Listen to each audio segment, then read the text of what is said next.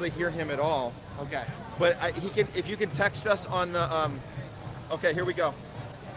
We're here. Okay, guys.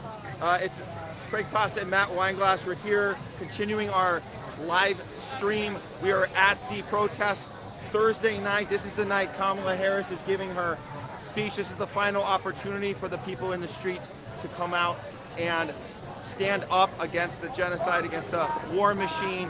There's been a lot of pushback from which we were expecting from the police, from the Chicago police, making examples of the protesters and journalists, for that matter, sending a message the other night, sending them away in zip ties, putting them in vans, and letting them know, hey, there is punishment for freedom of speech. There's punishment for non-violent resistance, and all of this action out here has been non-violent resistance. So yeah, here's our team. That's me and Pasta out here. We got Leslie here as well. Yeah, power in numbers, baby. We're gonna stand with the people here and see how far. Power to the people. Exactly, power to the people. And let's hope the cops don't try to make another example of the people here today that are shouting as loud as they can, free Palestine and end the genocide. Ceasefire immediately, I guess is what that's all we're saying as well. But we're saying end the occupation is really the main thing.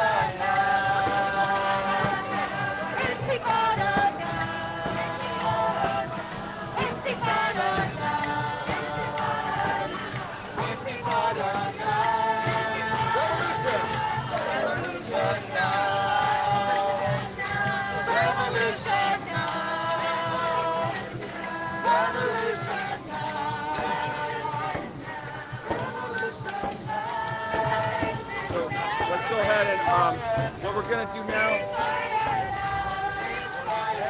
we're going to move a little further in, see what's going on in the middle of this thing. So far, if you want to turn along here, so Leslie.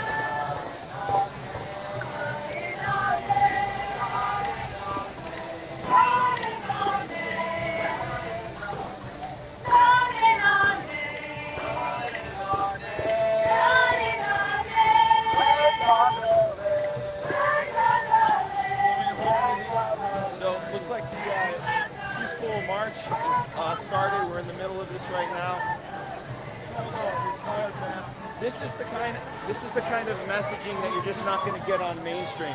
The right-wing pundits out there, even what you would consider populist media, they are going to be saying the opposite of what we're seeing right here. They're going to be saying that these people are violent. They're hateful. They got all their talking points ready to go. And if you're not paying attention, you're not going to see it with your own eyes. That's the exact opposite of that. This is peaceful. This is. We're the opposite of violence. Exactly. Yeah. So here we go. Peaceful demonstrator right here. That's right. They are. Unfortunately, it's the other side of bringing the violence. Only people understood. Sir, have you been out here all week, or is this your first time out?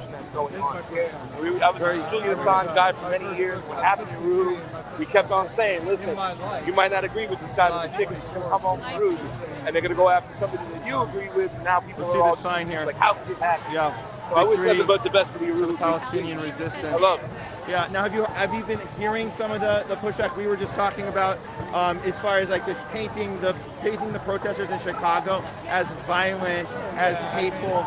I'm on Twitter, so I get more like the real news, and then my ex watches mainstream. And I don't know how she can even watch it. I don't know how she can. She knows what's happening, but she's got a stronger constitution than me. because I know what's happening. I know what they're saying. I know the lies they're telling. That's just their MO and has been 4 or 5 decades, I would think. Yeah. At least. Yeah. Well, good to have you out here, my friend. Good to see you out here. All right. I think the next time, and there will be a next time because it will be necessary because the empire is not going to go down. I'm hoping at least twice as many. But I won't be happy because I see enough to make a difference. Well, that's my concern. Well, a lot of us are talking about like after this next couple months, after the election, where does this movement go? Obviously, the people in Gaza are still dying. They're still getting their lives destroyed. But where does this movement go after the election? It's going to continue to confront empire. As far as it's going to continue. At least I'm going to continue to confront empire. I don't have a, intention of stopping, and I'm sure that the people who put this all together are no different than me. We're coming. We're the ones that are going to be doing the speaking from here out. And they're going to be hearing us louder and louder. This is pathetic compared to what I see in the global south, in Yemen and so forth. I mean, it's sad to me and it hurts. I'm glad that this gets around. I just got cried that I got CBC at 20. July 24th.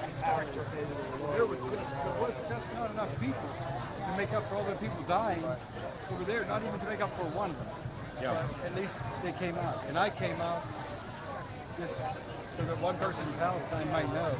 There was a guy that told a story at the Jill Stein event about a little boy that he knew how much this guy had been tortured and asked him what he was going to do when he got back. Was he going to be silent?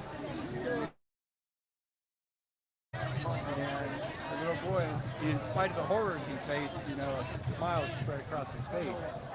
And that's why, it's one reason I'm out here. There's a smile on everybody's names. Every other one. Anyone who's been exposed to what has happened, anyone who's been exposed to the Hind Rajat story that was told by Al Jazeera in The Night Never Ends or The Night Won't End, harrowing. You will not be on only one side of this. You'll be on the only right side of this if you watch that film alone. You don't have to see hundreds, literally hundreds of beheaded, dismembered people coming down my timeline, Yeah. We can't. I'm not going to shut it off because they can't shut it off. Yeah. They can't shut it off. Yeah. Yeah. Keep at it, man. Appreciate your time. We'll appreciate it. Okay. Maybe I'll see you next. Yeah, we'll see you again. From Chi-Town? We're out from LA. We're doing a podcast out here. We're joining up with other multi-media, not exist. That's what polls show. So when most of their population says that Israel shouldn't exist, there's not a partner for peace there. What about the other way around? How many percentage of Israelis would you think that Palestine should not exist? I'd say that at least 60 to 70% of Israel would like to see peace next to Palestinians. That's very interesting. Every year, because they aren't ever partners for peace, and people are losing hope in the idea of having a two-state solution. So that's unfortunate. But when they keep paying people to be terrorists in Israel, when they keep committing terrorist attacks in Jerusalem and Tel Aviv, that makes people hopeless for a two-state. What would you define as a terrorist act? Are you familiar with rabbing random Jews in Jerusalem? Going and bombing buses during the Intifada. Fair enough. Do you know about the Dahaya doctrine, the Hannibal doctrine? Yes. Okay, are those not considered terrorist acts of sorts? Or documentation that would be considered a terrorist act? Killing your own people, or bombing a residential neighborhood to smithereens in hopes that you scare a population out of there, that could be considered terrorism. That Israel's done that relative to bombings. There is some speculation that they've done that on October 7th. And unfortunately, this is another thing that's been created by Hamas, because they've literally made it so that one Israeli citizen is worth thousands of Palestinian prisoners, most of which are criminals. And so you created a situation essentially where Israel has to make a horribly difficult choice to say, if this person's life is in danger, what are we going to do? Because it's putting more Israelis in danger to have them kidnapped and go into Gaza. Well, that is argumentative. What I'm trying to find out the difference between bombing civilians and a terrorist act, which you say Hamas is. I'm not trying to, Israel's you not know, intentionally bombing civilians. they are bombing a lot of civilians, though. Okay, so okay, we got it. Sorry, officer. No doubt. We know. We have evidence of Sorry, guys. Can I go down the middle? Apologize.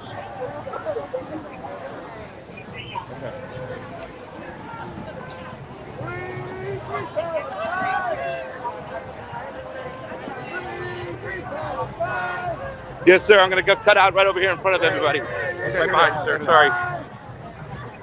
5170. Right behind you, sir. Sorry. Are you?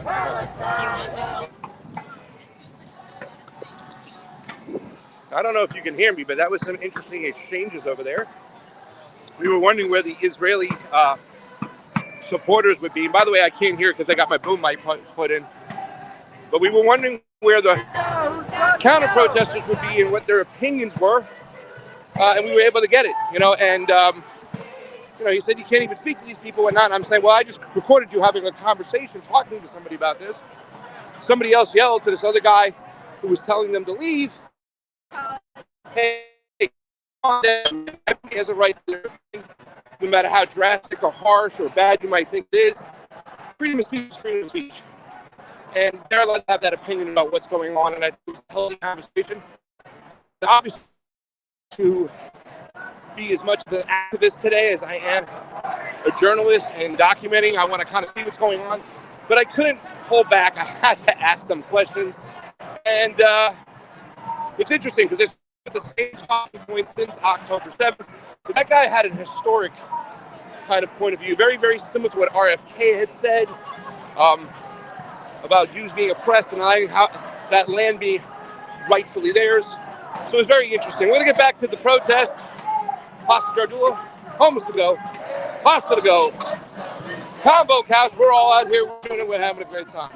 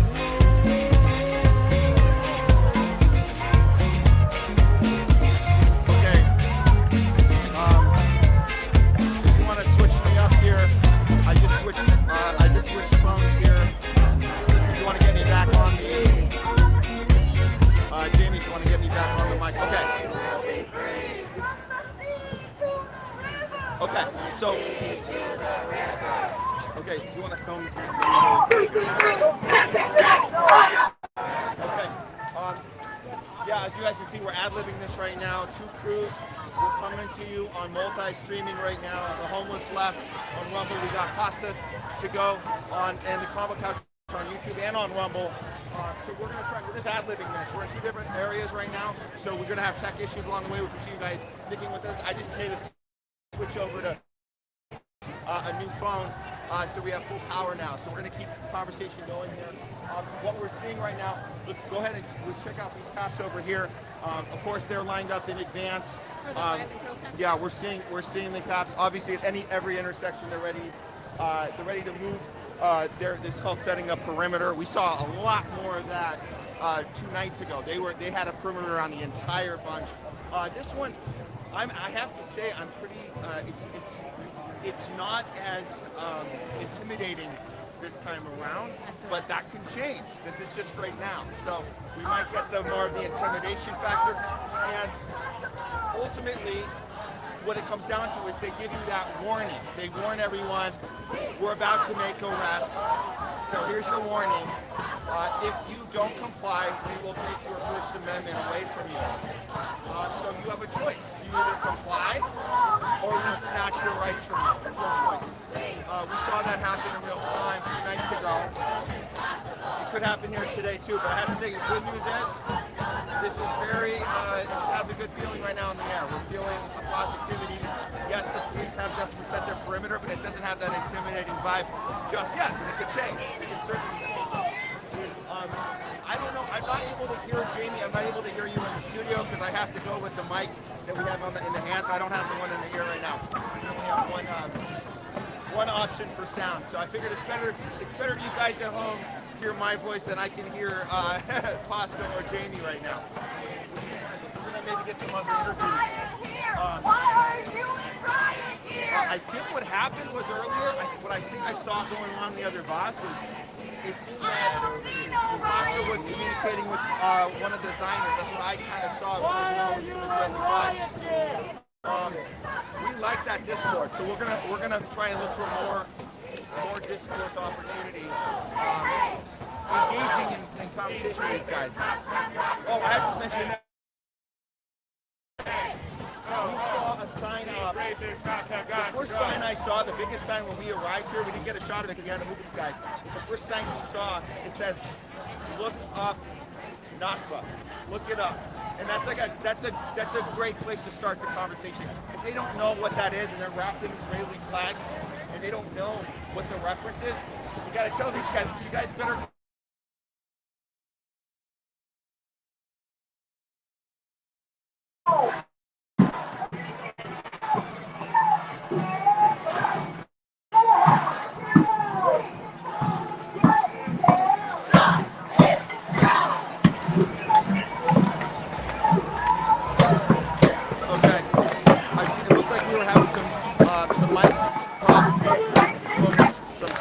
Problems, but it looks like we got both cameras back on.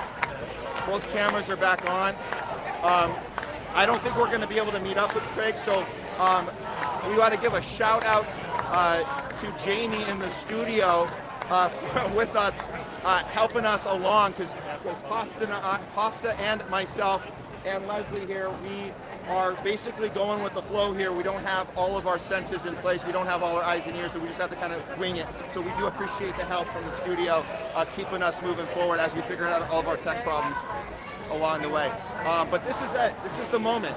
This is the moment that we see where this thing goes, because this is the last night. Everybody kind of goes home tomorrow. So how many people will end up behind bars? How many people will just go home? How many people will actually make an impact tonight? That's what we're looking forward to seeing. I'll pass it over to you guys, Jamie in the studio, or Craig, if you want to take over from here.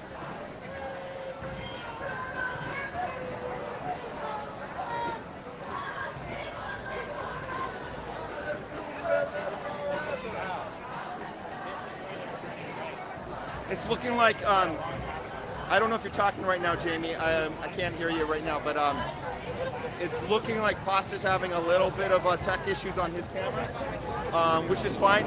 So we'll just keep it going this way. You want to film again?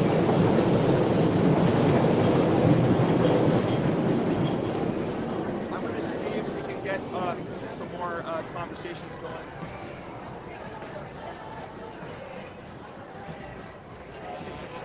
The one thing we know for sure, mainstream Trump government can hear us. That we know. We know that for a fact. We know that the elitists, the globalists, the donor class are gathering together in the United Center right now. We know they don't care about what's going on out here. In fact, they're doing everything they can to make sure nobody knows that people are out here at all. These events are deliberate, wiping it out of mainstream. There's no conversation about it at all. One of the best examples we saw of that last night, and we recorded it on earlier in the show, you guys, earlier today, was the Gray Zones. Max Blumenthal inside the convention last night, asking actual questions about funding genocide, funding the military-industrial complex, asking the politicians in the room. They refused to talk to him. He pushed back. they demanded that the Gray Zone give them their footage. That happened last night. Then YouTube coordinated an attack on their channel, and they were banned from actually doing any more reporting from inside the convention center. Imagine that. The only news outlet inside the convention center, the Gray Zone, asking actual questions, holding politicians accountable, got their YouTube channel censored last night from even reporting anything about this convention at all. We need to let people out here know that too. But you know what? I think the sentiment out of here is, who cares? We're out here they're doing their thing either way. It doesn't really matter what they're doing inside that room. What matters is principle. We're out here. If anybody in Gaza and Palestine has any access to this or is being told any of this, anybody who's grieving over the loss of their family, the loss of their lives, the loss of everything that they've known, if they even have any sense of hope that this is happening right now in Chicago, maybe that's good enough. Maybe that's good enough. But we hope that Max can get back in there. We hope that other news outlets like ours, we are able to find other ways that we can engage with the politicians and hold them accountable on camera. And then we share this shit out. We show that they're non-answers. We show them turning around and walking the other way. And then we show when they grab for the footage, they say, erase that immediately.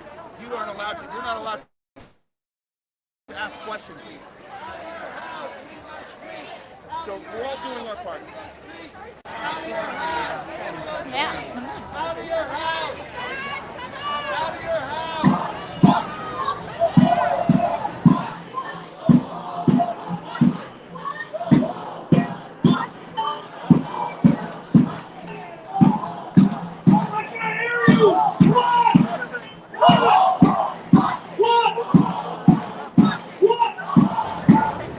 Okay. Here we go. I want to make sure that the mic is working now. Can one of our viewers let us know that we can be heard right now? Jungle Jer, can you hear us now? Can you hear us now, Jungle Jer? He said yes to the mic, but I wasn't sure if there was a follow-up. Mic is working. Awesome. And yes, we're here with Leslie. Someone's asking about Leslie.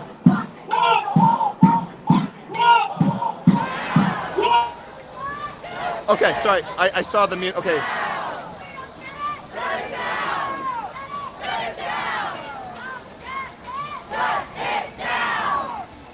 Shut it down. That's the sentiment out here. And this is one of our homeless lefties. This is Leslie. She does our Talking Back segment, engages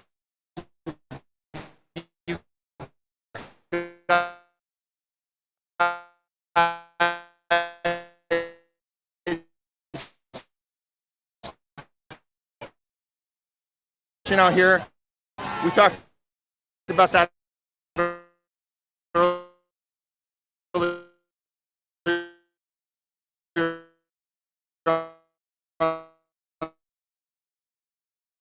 on the show.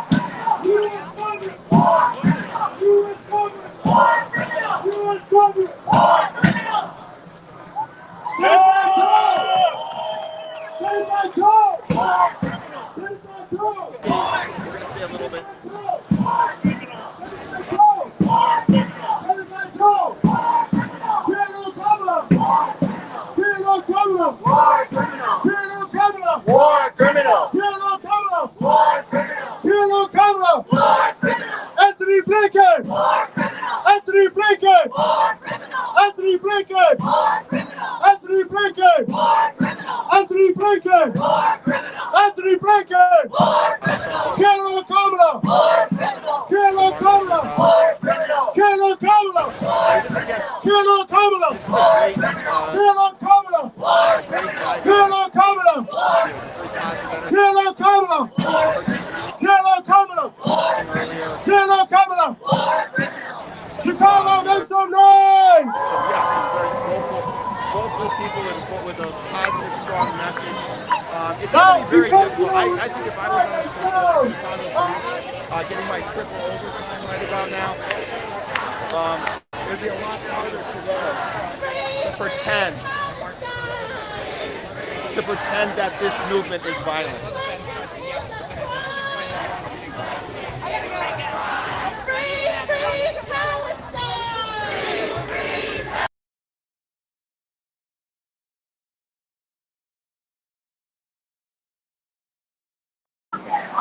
We taught you with genocide!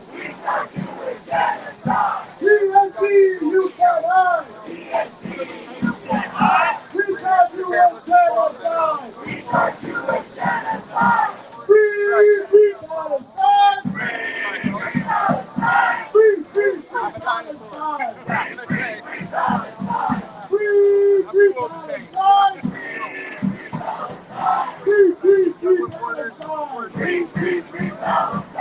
Come on, Rabbi, to the sea! Palestine will be free! You gotta say it louder! Come on, Rabbi, to the sea! Palestine will be free! From the sea to the river! Palestine will live forever! Free Palestine! Free Palestine! Free Palestine! Free Palestine! Free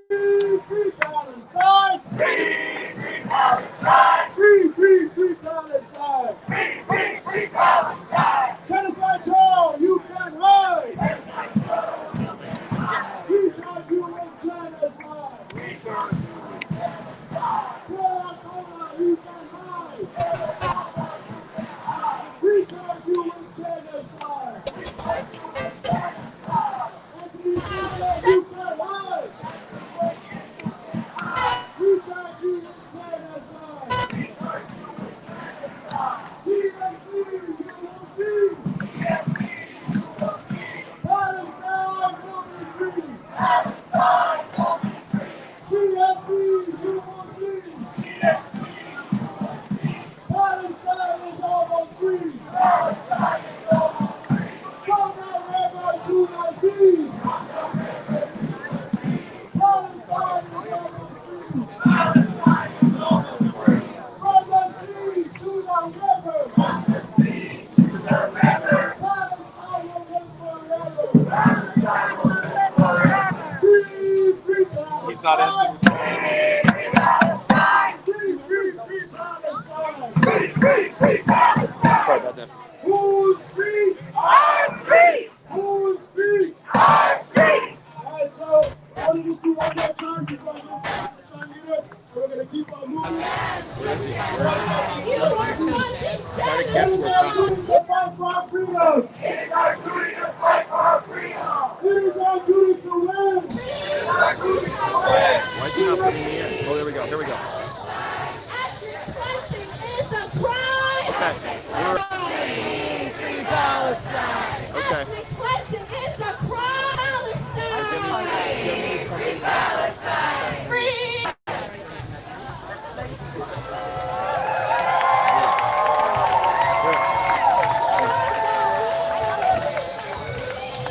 Yeah, we're on a rumble right now. Oh, cool. All Yeah. right. Okay. Here. Let's see if you want to just. Okay. So I saw that and anybody else.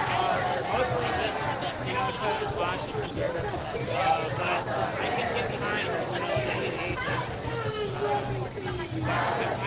I'm that side I end or USA difference. So why do you suppose that the candidate that's been the populist guy, he ran on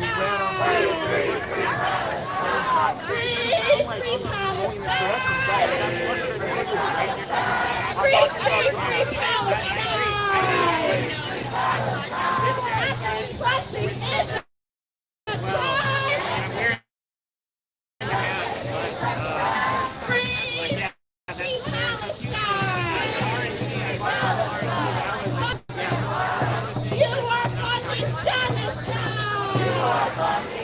just as early as 2022. Ho ho! It's really a perfect night Don't get down when you go into the RNC. They had like Israel flag up, Israel first. Which I think some people that even worse with them. But I like to understand how this could be going on out here, and this is being reported as pro-Hamas, and not to mention the Democratic Convention. That's why they're saying that the DNC is anti-Israel, when the protesters out here are challenging the DNC.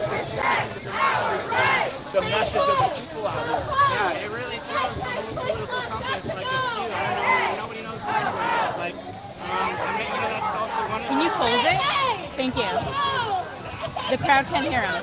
Yeah.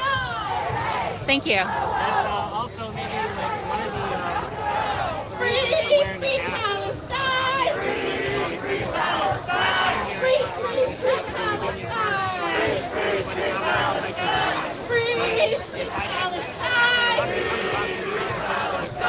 Free, free, free Palestine! Of a real When women are that we attacked, understand that we actually do have more in common than what do they we want us to do? believe. I wonder what do you think as far as where this movement goes after November, regardless of if it's Eric or Trump, moving forward. Where does this movement go? Like, who's the What do we do? where do we find each other? Are there more of you out there? When clear rights are under attack, what do we do? What do we do? I don't know where they are. Yeah. Sorry. But you're still planning to vote for Trump, regardless, even though you're here showing your support. Yeah. Are you hopeful that his does he have any anti-war message that he can at this point, or does he have to get the best option?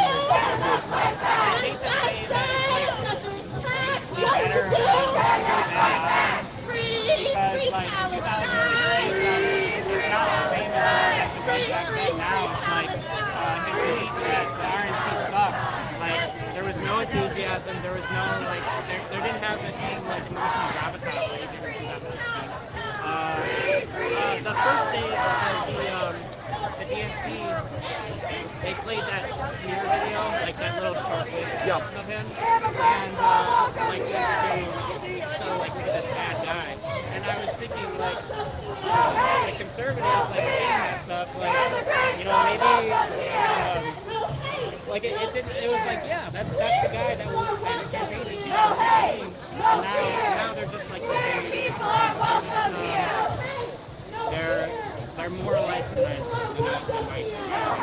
So, It sounds not I good. tend to agree with you. You're saying basically both parties actually are more similar than ever before, and these conventions are just an opportunity to put some theater together to pretend that they're actually any different at all, it seems, especially with these little videos that play up front. I kind of agree with that. I get it. It's that emotional thing. It does get you riled up. I don't know what else to say about it. Well, I would say this, and if I was on a Trump advisory board right now, I would say go back to what worked against Hillary. You call Kamala call her what she really is, a neo-lib war machine, war psychopath. She's literally Hillary 2.0. Everybody forgot the whole thing when she was prosecuted. Everybody forgot what she was like. And meanwhile, Trump is tweeting out that Kamala wants to defund the police. Really? Didn't it look like that to me 2 nights ago when the police were swarming in on all the protesters out here and they were arresting journalists and speakers? We saw that. We were there. I wasn't here. This is my first day here. First day here. Yeah, that actually happened 2 nights ago. We came out here today. Yeah, we're as you know, we're streaming live on Rumble right now. We're multi-streaming. What's your channel? Our channel is called The Homeless Left. We're simulcasting with the Combo Couch and Pasta to Go. It's a 3-way stream right now on Rumble, YouTube, and Twitter right now. So we are so happy that to get your voice out here. We want people to understand that this can actually be a movement that brings different people together. Because like you said earlier, you said we have more in common than they want us to actually believe. Yeah. So, I agree. any last thing you want to say to our audience, or anything? Any ideas you got since being here tonight? I mean, maybe if any of Trump people are watching, like, my message, like, since I've been here, nobody's been mean to me. Glad to hear that. That's good. As it should So be. you're saying this is Yeah. a non-violent resistant group that's not actually committing any Well, intimidating? I mean, this is my first day. I've only been here like since like 5 or so. So from what I've seen so far, but I get a lot of like raised eyebrows and dirty looks. But one guy was kicking my bike behind me, but it's just like being a little challenged. Hey, we were happy to see you. Yeah. So really cool. Yeah. Thank you so much.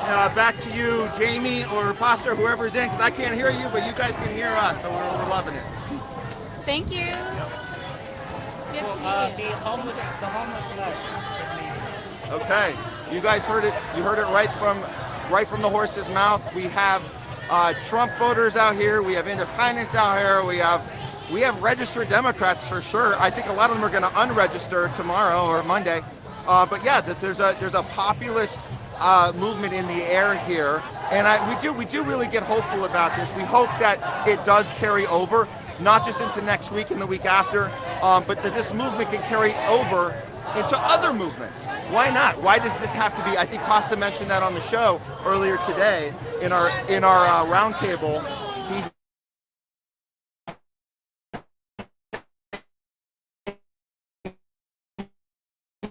You know how they're going to flip that script on us. So. There is only one solution. There's a colony in there.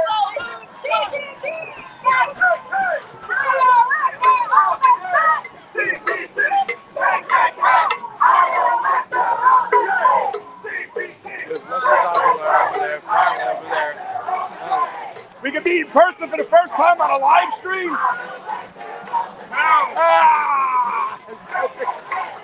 How you doing, buddy?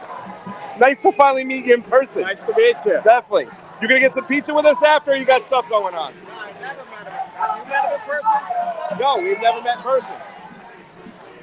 I thought you were a lot. I thought you were a lot taller. Pasta's about my height. That's not true. Look at it. Most shit. Look at it. The front camera. Okay. A few inches. Oh, get out of here. Good to see you. Who gave me the shirt? Oh, shit. That is the Zago brothers through Jimmy. Oh, that's awesome. I know the Zago brothers. Jimmy They're really passed it awesome. on to me to give to you. Oh, that's great, man. Is it an extra large? Because it is. I was losing weight, but I gained it back. So They gave us all an extra large. All of us. So. It's just nice to finally meet you in person, brother, man. Nice to meet you, Pastor. Definitely, brother. Definitely. Maybe later on, if you guys want to come, I think with Kit Cabello, we might be going to get some pizza later so we can make fun of it. But you guys already had your making fun of pizza session. I saw. Look, man, it's not bad. It's just Casserole. It's a casserole. Casserole. It's a pizza casserole, basically. This guy's from New York. You're not going to get Chicago pizza. It's casserole. It's a casserole. The Mexican food's very good. The Mexican food is good, and the donut shops and the greasy spoon little breakfast places are supposed to be good. That's what I did yesterday. I did What about the Chicago beef? Have you had the Chicago sliced beef yet? I had it. Good. Get this in the background. I had it on the pizza the kid ordered, and I kind of saved the pizza because I don't know what the difference was. It was from the same place, the Illuminati Pizza, as we call it. Yeah. The one that the kid ordered sucked except for the meat on top. The one that Jimmy ordered, same chain. It was very good. So I guess it was the location. Maybe it's like John's, where I ordered John's in Midtown and got humiliated in front of Jesse J. Wow. Maybe it's like that. Yeah, John's in Midtown, man. It sucks now. They're making it for the tourists. They're not making it for the locals. You know what really sucks that they make for the tourists now and they don't make for the people anymore in New York? Hot dogs. The hot dog stands, you don't get the old school dirty soubrette. water dogs. Yeah, you don't get the old school soubrette with the good cooked onions. Now you get the skinless. Well, but you have the Nathan's cart. You're a Nathan's guy, huh?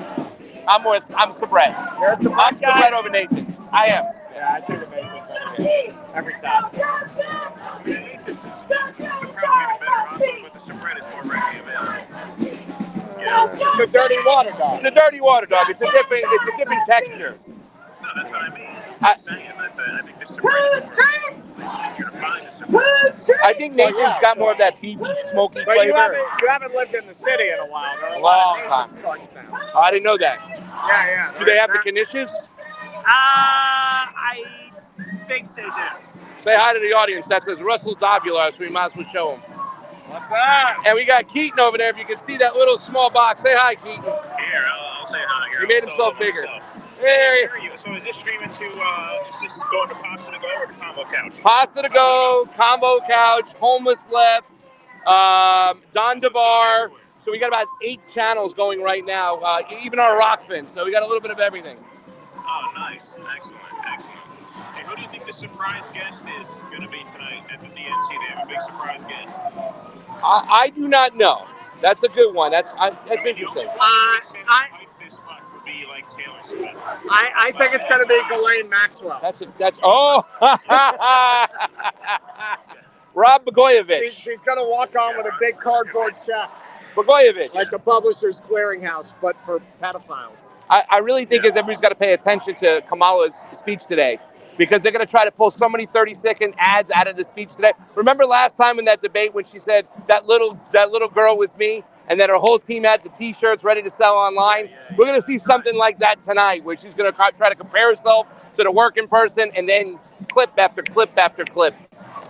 That's right. She should just create a speech. It's a good point. That would be a good strategy. Just create a speech out of quotes you can put on T-shirts. Since she's all about the merch anyway. Oh, yeah. She's a candidate on merch the way she does. She's good at that. That little girl on Epstein Island was not me, but I aided and abetted the people who put her there.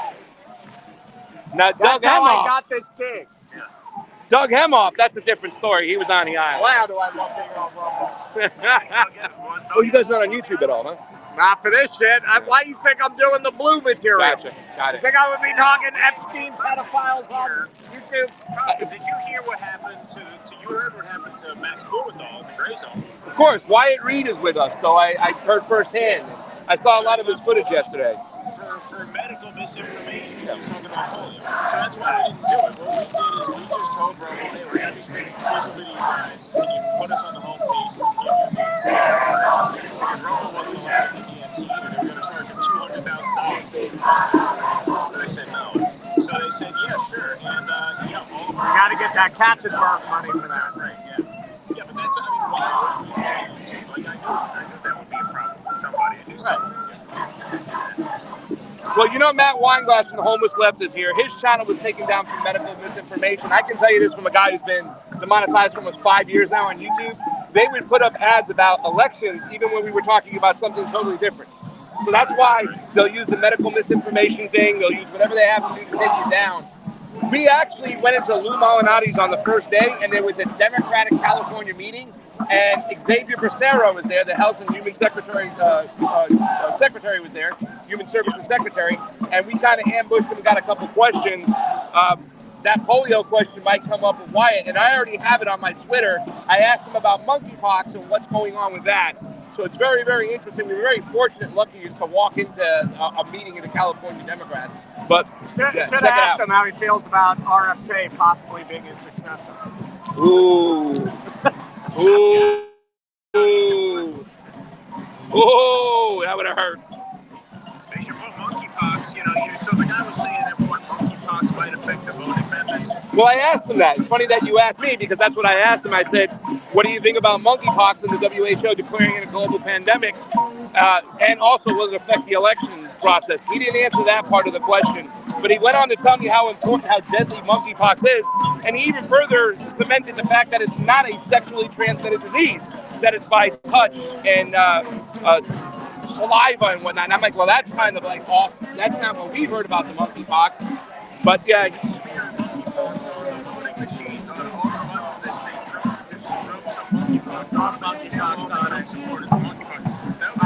No, actually, didn't RFK say they engineered a strain of monkeypox that only affects Trump voters?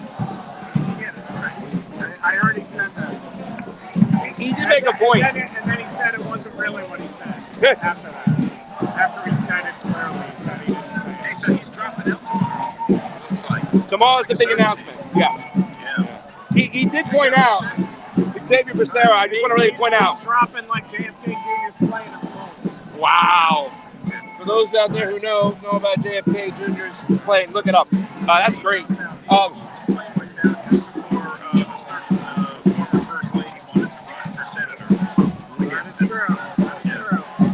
It seems to me that they can use this whole monkeypox thing. Like he said it was deadlier than COVID.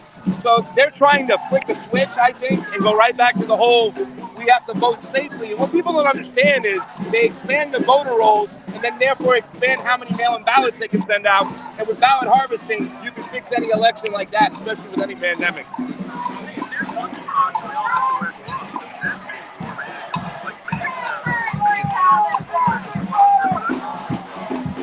All right, hang on. Our friends finally caught up. Time to go back to work. Hey, I'll catch you after. I'm gonna go back. Thank you.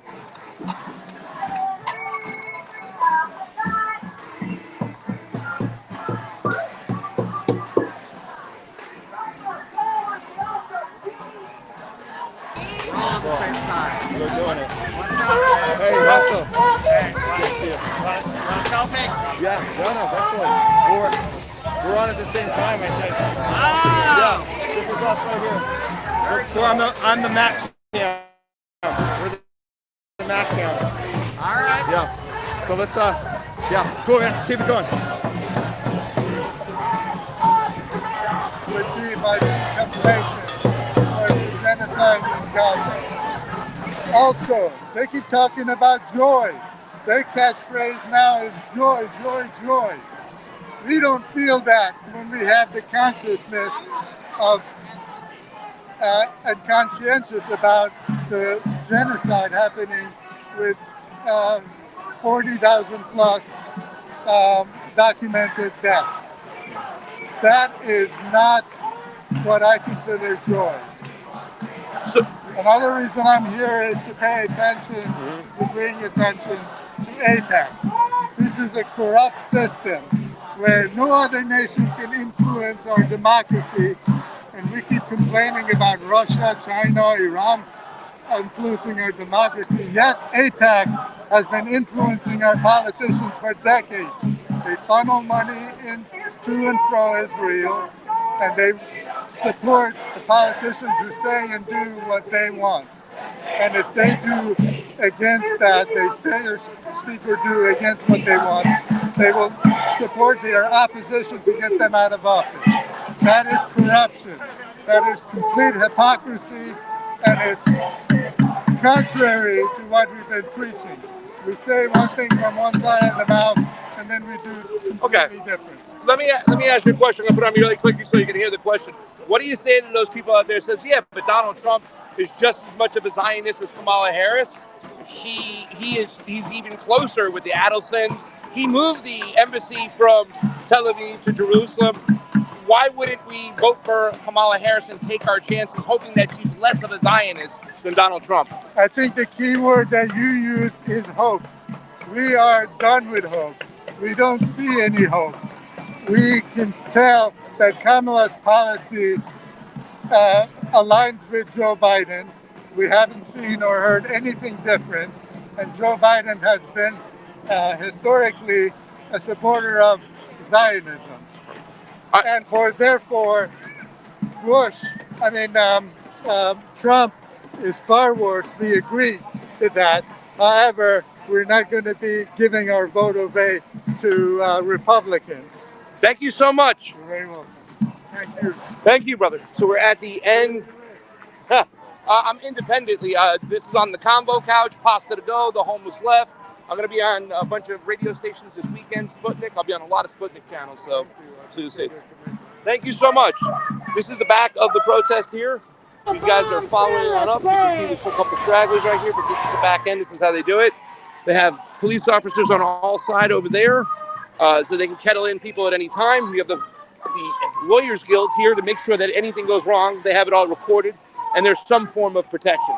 So it's really nice that we see that. Stop the genocide.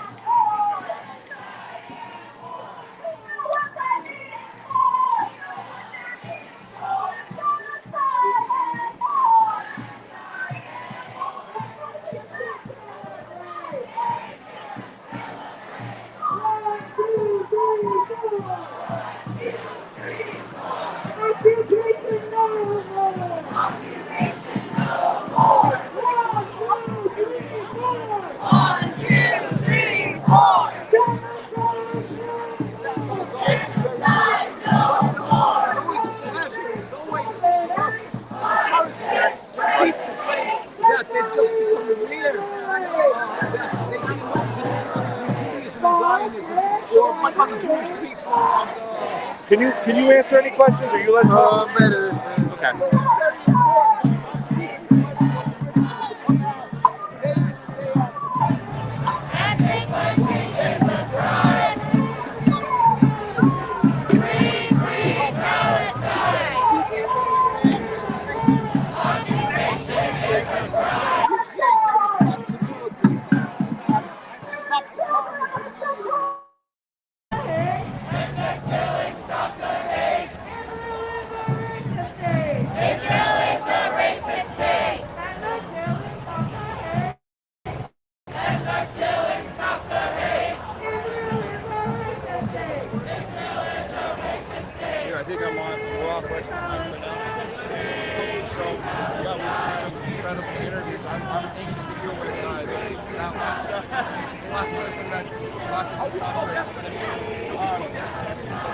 Meeting up with Russell. That was awesome. We Dissidents fans. We love that we're all doing this together. If I go on mute again, let me know.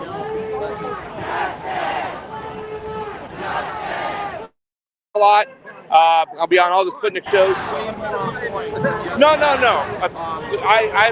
I've seen some of your videos. I think when you have been talking to some Zionists, I think it's very helpful to push back.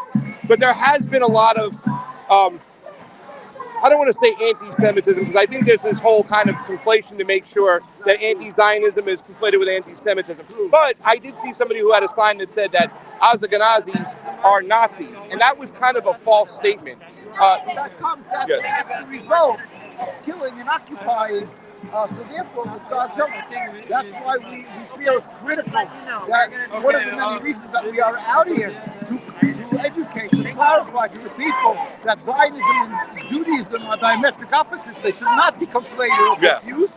And that Jews around the world invariably, the ones who are true to Jewish religion, regardless if they're living in Jerusalem or in the United States and New York, the very religious communities are anti-Zionist, anti the existence of the state of Israel. We are a religion of 3,000 years, Judaism is, and we have we've always been able to coexist with Muslims. It's a little hard. This is how here I can show pictures. Here is how we used to live in peace and harmony for hundreds of years in Jerusalem and throughout Arab land. Since there's a state now, Jewish people are demonstrating in the streets of Jerusalem and are brutally beaten. And we're never militant. We don't carry arms. We don't carry guns. We don't carry knives. Children, old men, are beaten by the Zionists, released by their army, by the military. You can see it's not even police. This is their army. Now they do this because they don't have godly morals and they just want to solidify their rule over the land and claim that it is Judaism. God gave it to them. Our rabbis, on the contrary, greeted with the United Nations in 1947 as the chief rabbi. Nothing to do with the Israeli rabbinate, so their chief rabbi of the community that was living in Palestine. His name is Rabbi Dushinsky, and he said, we furthermore wish to express our definite opposition to a Jewish state in any part of Palestine.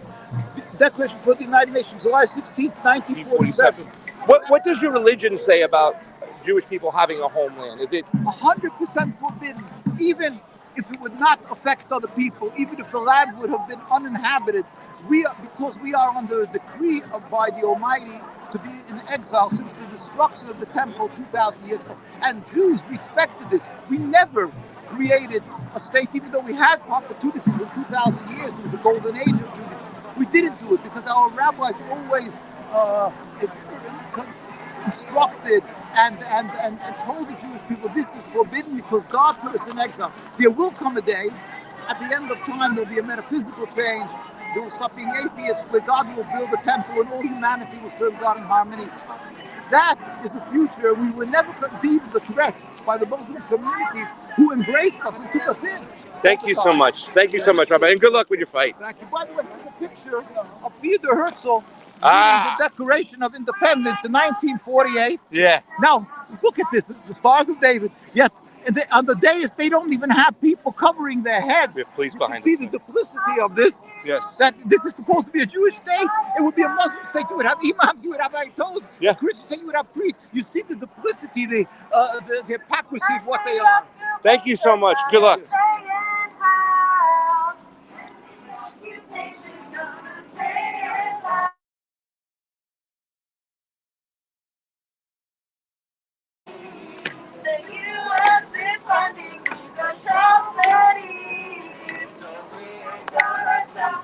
Sorry. That's my bad.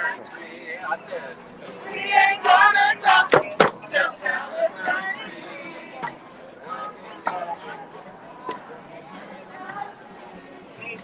I can hear the siblings crying in the street.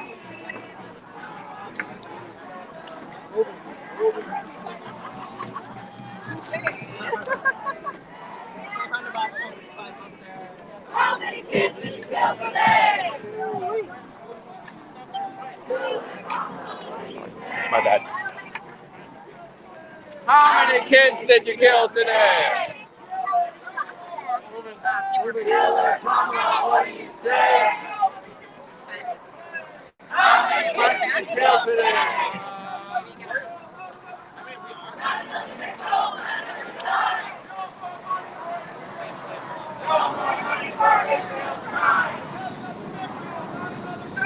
Not another nickel, not another dime.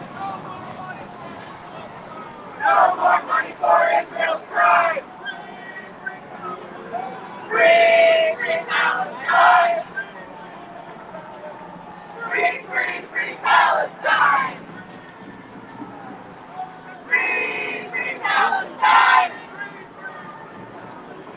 Free, free, free Palestine. Ethnic cleansing is a crime.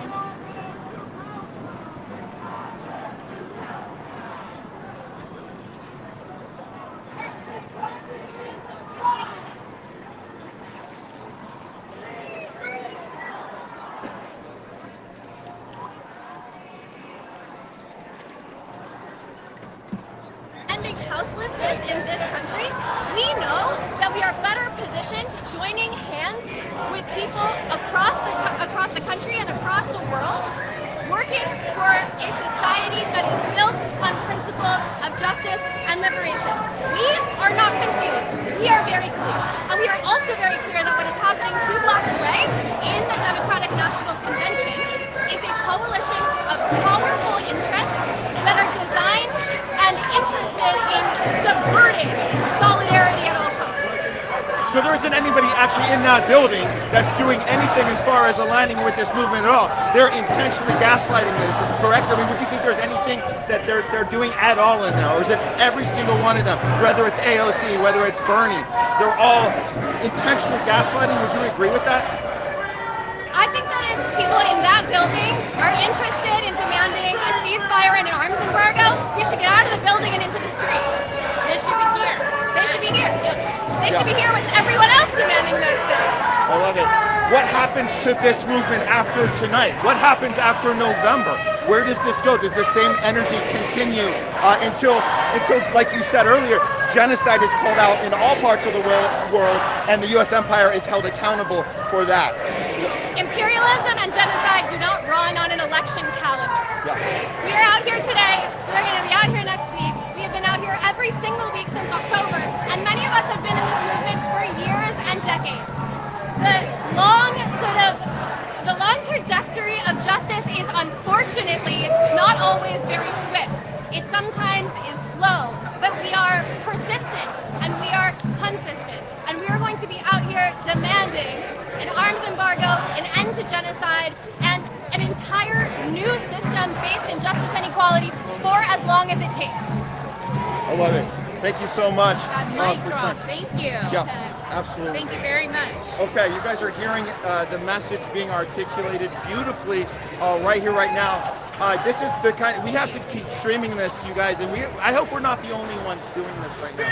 Can you hold this? I hope we're not the only ones doing this stream right now from the streets in Chicago. This convention, like she said, the convention doesn't end this movement. After tonight, it keeps going beyond until genocide is called out on all levels, everywhere, on all areas we could possibly do it. We don't stop this conversation. So again, I'm more inspired. I'm more inspired tonight. Here we go. With Craig. Here we are. We're back together.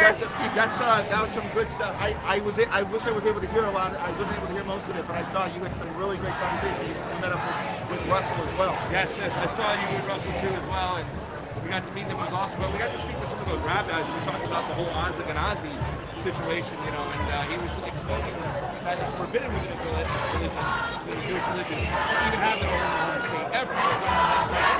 So it's interesting talking to some of the rabbis. I'm going to jump on the side while you guys are hanging out. We'll meet up there. Awesome. Okay, good stuff. Yes. We are continuing the live stream today. Pasta to go. The homeless left. Homeless to go. We are in the streets. Craig Pasta Jardula taught us when we started our channel, said when possible, go to the streets. You go to the story. You don't just report the story. We go to the story. And that's what we've done this week here in Chicago. We are in the streets. We don't see MSNBC. We don't see CNN. We don't, in fact, even the smaller independent media. Wait for the train. Wait. That's a rough one.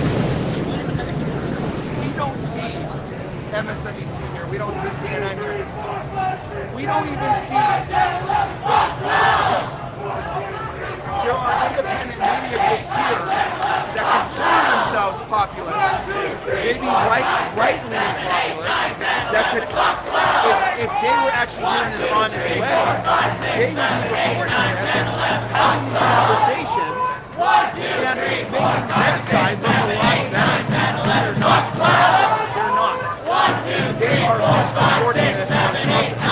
They're saying at the same time, which I have a very, very hard time understanding how they play the mental gymnastics on this.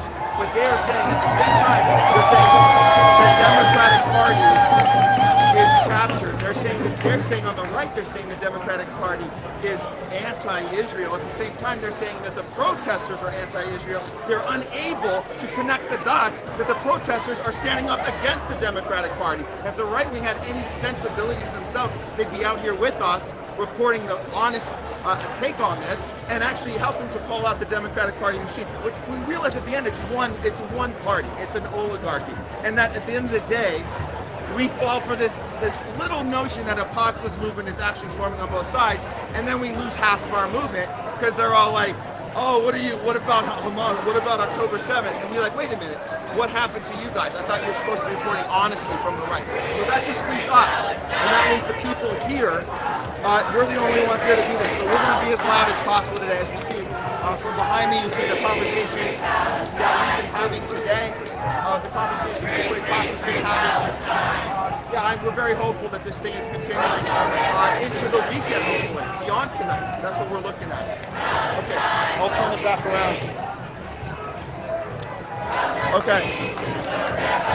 So Pasta is catching up to the front side again. We're going to stay in the back. I hope you guys can hear me okay. Yes, Dr. Nick, that was Leslie. She is with us, helping us out on the street. There she is. Thank you, Leslie. She came out here too to join the cause. The homeless left. Us, it's a go home. We've been with Due Dissidents today. Earlier, if you guys caught us earlier today, we were with Hardlands Media.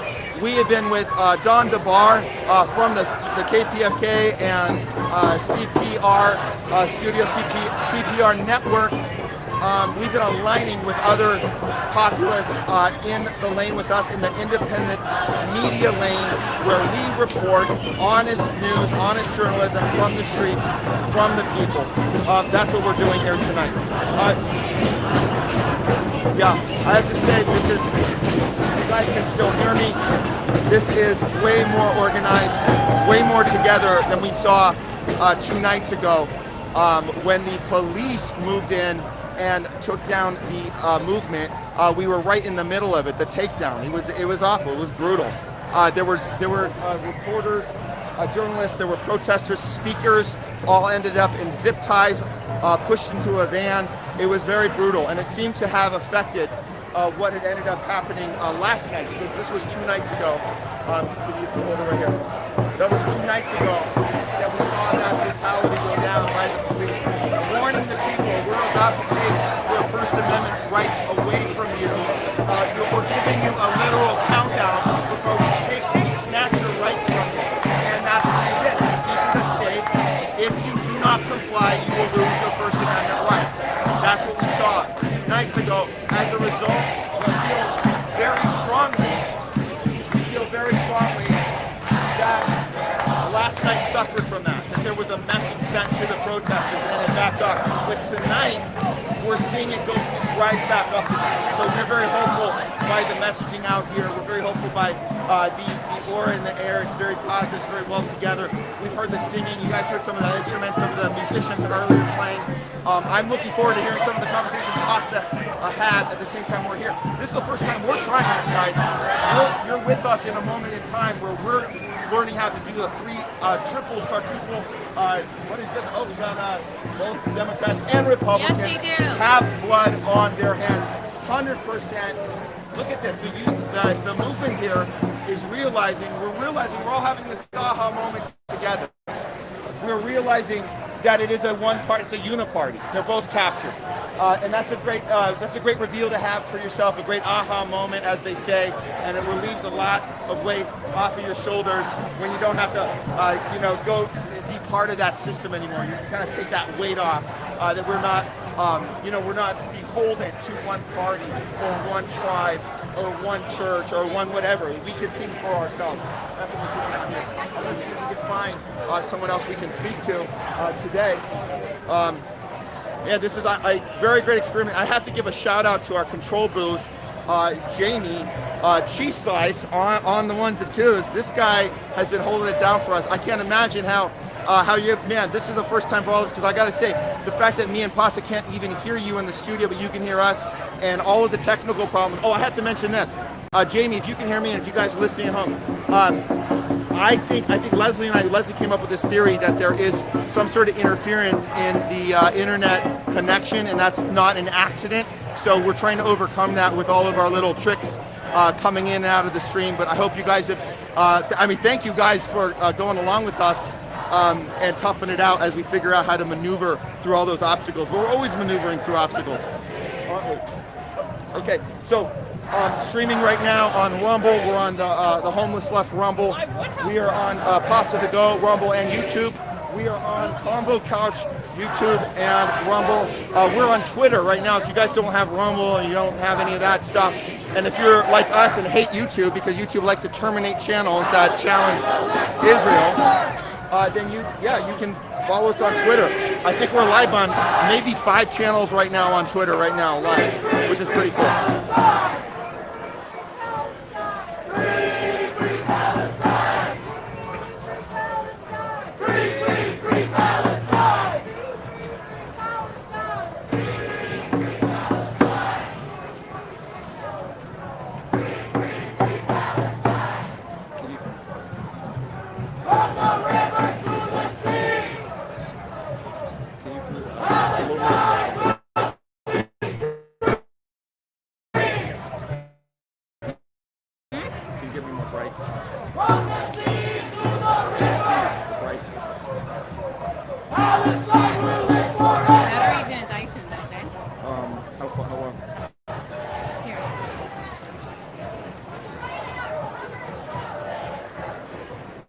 Okay.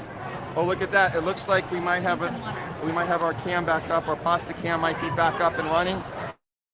We're going to stick it out here until Pasta can get the connection. Again, I think that Leslie made the observation. Yeah, see, there we go. The internet is messing up again. Leslie made the observation. I tend to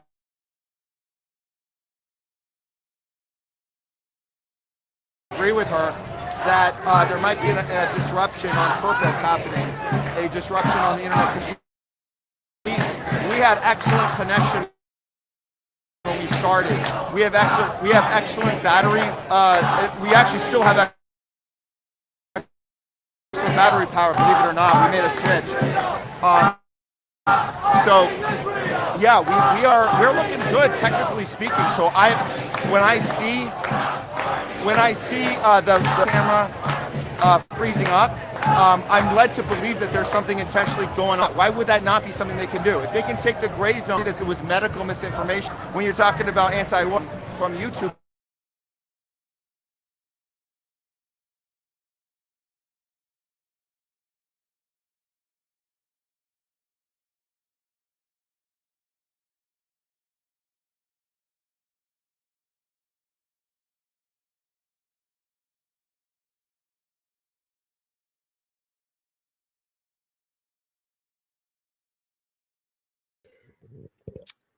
All right, folks. It looks like we lost both Matt and Pasta. I think they're using signal jammers, personally. And I don't believe either Matt or Pasta have them. So what you see here in the screen right here, this is Due Dissonance, and I'm just using their stream. But I don't want to play their audio because if you want to hear what they're doing, you should go to their stream and watch it. But I wanted to have a little bit of B-roll just as backup. It looks like Matt's trying to come back on, and as you can see, this protest is actually pretty good. You got a really good sizable crowd there. I love seeing the different groups there representing people from different walks of life. All right, Matt's back. We're gonna switch back. Well, maybe I'll just hold on here for a second. He's still choppy. All right, I've got. This is really rough.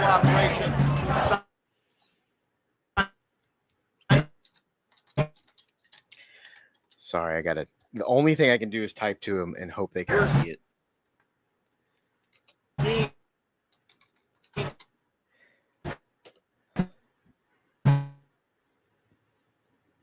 All right, so I just told him he's still choppy. Hopefully he sees that and they can do something about it. But this stream has been pretty good so far. It's been a little crazy trying to manage switching between the different channels. Dr. Nick. You're cracking me up over there, Dr. Nick, but you might want to roll it back a little bit. You're pushing things a little hard there.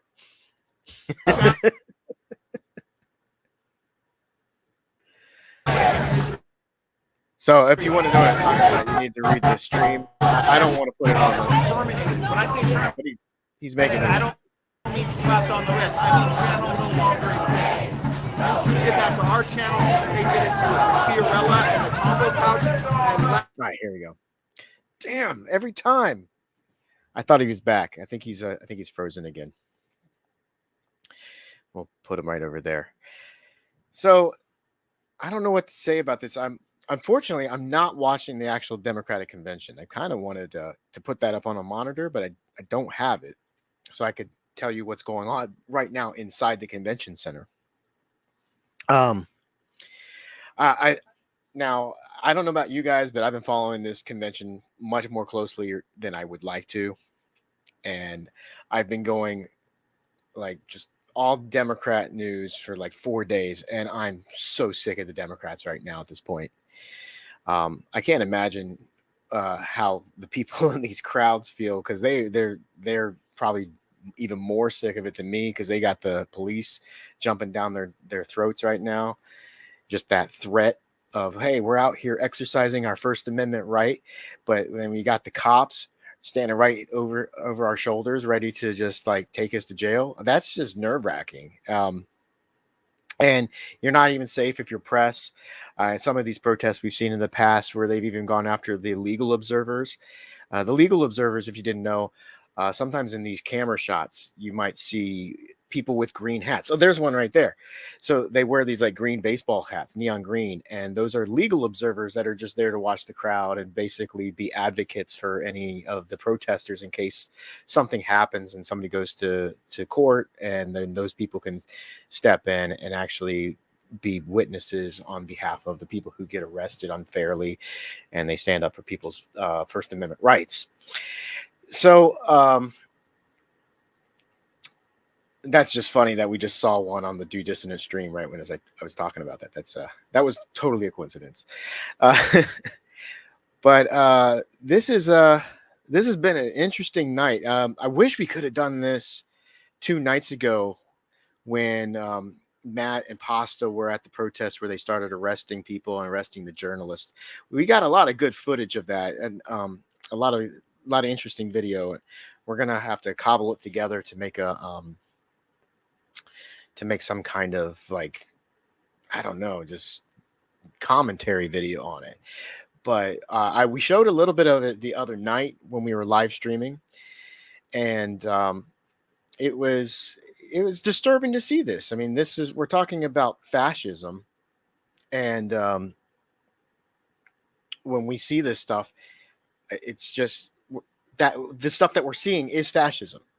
It's already here in America, and the Democrats are saying, "Oh, it's going to come from Donald Trump." It's here under the Democrats. I mean, and that's what I don't think people understand. Yes, they're neoliberals, but neoliberalism paves the road to fascism, and fascism is here. I mean, they're not adverse to working with fascists, because fascists and neoliberals are both capitalists, and they'll do anything to protect their capitalist system. So that's why neoliberals will work with fascism. Neoliberals think they can control fascists, but they can't, because eventually the austerity legislation and measures coming from the neoliberals push more people to join the fascists when the people don't have a left-wing alternative. And our neoliberals in America, and even they're getting better at this too over in Europe, have done a fantastic job of shutting down the left wing. So we don't have an organized left, and the people who do want to get organized politically are going to start turning and gravitating towards fascism. And right now you see it happening with Democrats with blue MAGA, and you see another faction of it happening with the Republicans under red MAGA. But right now, blue MAGA, from my perspective, looks to be worse than red MAGA. So if you're looking at the Due Dissonance stream over here, they're actually showing what's going on inside the convention center. So that's nice. I'm not sure who these little girls are. I don't know if they're performers or if they're the kids of somebody important. I'm not sure. I can't really tell, but everything that's going on inside that convention center is just a show. It's a big giant 4-day pep rally, and the only thing that most of these people care about is getting a female president. And my feeling is, if you want a female president, then vote for Jill Stein. She's anti-war. But you've got to have other good reasons to want to vote for somebody than just based on their gender. And I get it. We're long overdue to have female leadership in this country, but it can't just be any female to take over that role. I mean, there's no difference between having a Kamala Harris than having someone like Joe Biden or Barack Obama. They're going to be the same stooge that works on behalf of the corporations. All right, I'm going to read some of the chats here. So Jackson Hinkle is part of the blue MAGA, in my opinion. That's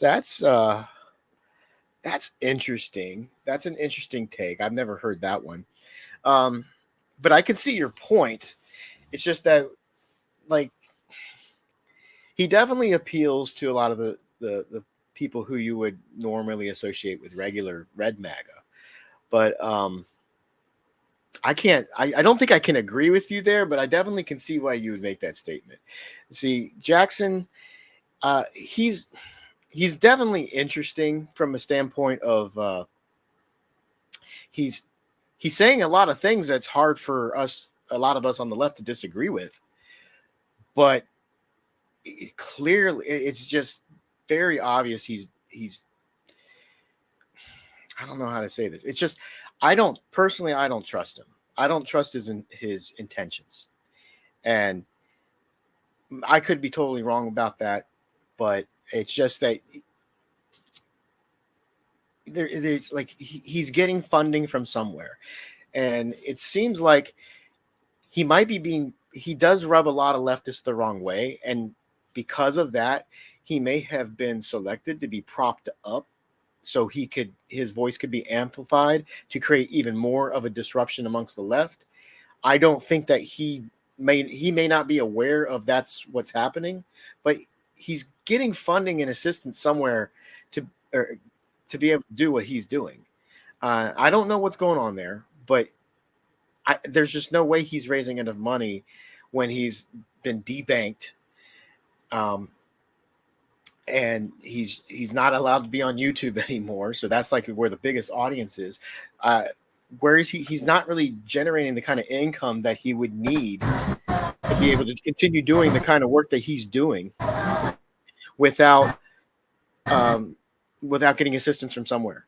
So maybe he's just got rich parents and he's just well off and he can do whatever he wants. But all the travel he does, the coordinating with building up his new communist party, a lot of that takes a lot of money, and I don't know where he's getting it, but he's getting it from somewhere, and I don't think it's all coming specifically from his audience. But I don't want to be talking about Jackson Hinkle here. Like, I don't really want to go after the guy because at the end of the day, for now, he's on our side, like it or not. And so, my take on Jackson is, hey, stay out of his way, let him do what he's doing, and don't let him bother you. But don't get invested in him either, because I feel like he's probably going to disappoint a lot of people. But in the meantime, he is saying a lot of the right things, a lot of things I can't disagree with, and I find myself liking a lot of his tweets. So there's that. But he's just someone you just got to keep an eye on, be aware of, follow these closely. Take the wins where you get them, and then I guess from that on. That was too much about Jackson. So let's see. What else? What other questions do we have? Do we have any questions? Do we have any? Oh, there we go. Comments. Yeah, Dr. Nick. Yeah, he's on our side for the most part. That's what it seems like right now, but he is a disruptor. Because there's a lot of people on the left who don't like him, and they want to start crap. But I think it's kind of got to. I think you just kind of have to let him do his thing. We do our things, and if we cross paths, be nice to each other. That's until he does something that's really hurts the left. We don't need to really worry about it. So let's see. People are like, exactly where I can't read that, but exactly look where he's been. He's getting all that shekel to do that. Oh yeah, he's yeah. Anyway, I don't want to be talking about that. So, is he blue MAGA? I don't think he is blue MAGA, but it was an interesting observation because he actually operates kind of like MAGA, but he's doing it for the left. See, so our I think it was Aaron Mate that probably coined the term blue MAGA, or he coined blue anon. But the blue MAGA are Democratic sycophants who act like Trump fans, people who just support the Democrats no matter what. So, Dr. Nick likes my shirt. Thank you, Dr. Nick. This is a watermelon shirt. It's not the watermelon shirt I was looking for, but it was the watermelon shirt I deserved. I found it at Walmart of all places, and I was like, I need that. I need one. Here's one. I'm gonna buy it, and I'm sad I had to buy it from Walmart, but it is what it is. We live in a Walmart and Amazon country. Okay. Any other comments out there? How about Rumble? Rumble, are you guys paying attention? Come on, Matt. Join us back. Join back up with us, Matt.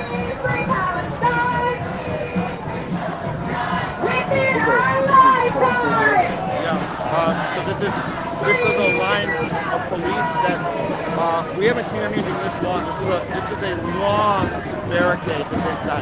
Extremely long. There's not a break in this. I want to be clear. I know that we went off line there for a second, but we've been moving down this line for the last, I would say at least the last 10, 12 minutes at this pace, the pace I'm going right now. I want to be very clear. I've been going this pace the entire time, and there's no break. There's no wear out on this side of things. The other side has the same, from what I'm seeing, the opposite side of the street, which we're right under the bridge, we're going right down the center of the bridge on the bottom side.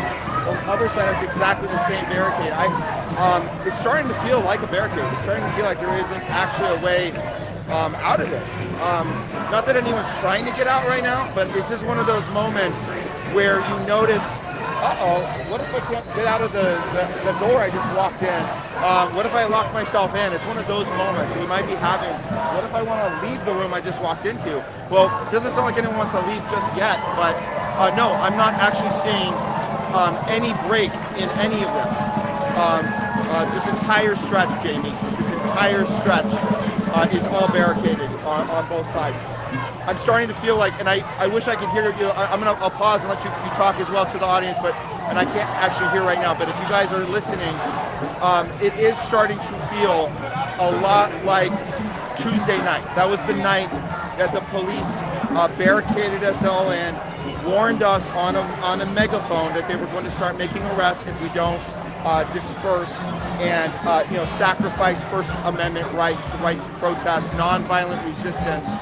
That was said very clearly in the megaphone, and then they came through. On all sides they basically barricaded and moved in on the perimeter, and did end up arresting several journalists and several protesters and speakers. That was 2 nights ago. I said earlier on the stream that we didn't feel like they were feeling that same that sentiment out here, and we felt a lot more positive, and that feeling wasn't going to happen. I'm starting to feel like it might actually start happening. We'll see where this goes. But as I said earlier, it doesn't look like there's a way out on either side. I'm going to go. Yeah, this goes all the way back. And I'm not so familiar with the geography here, but I can tell you the back of the protest, because we were at the back of it earlier, and the back of the protest, there was an entire barricade following us, of police following us at the end of the line. So if my calculations are correct, if we wanted to get out of here, we actually could not do that. If we walked all the way back where we came, we're going to end up right where that first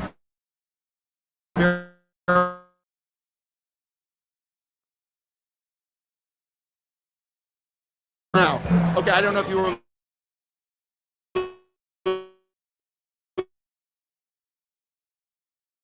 losing me there.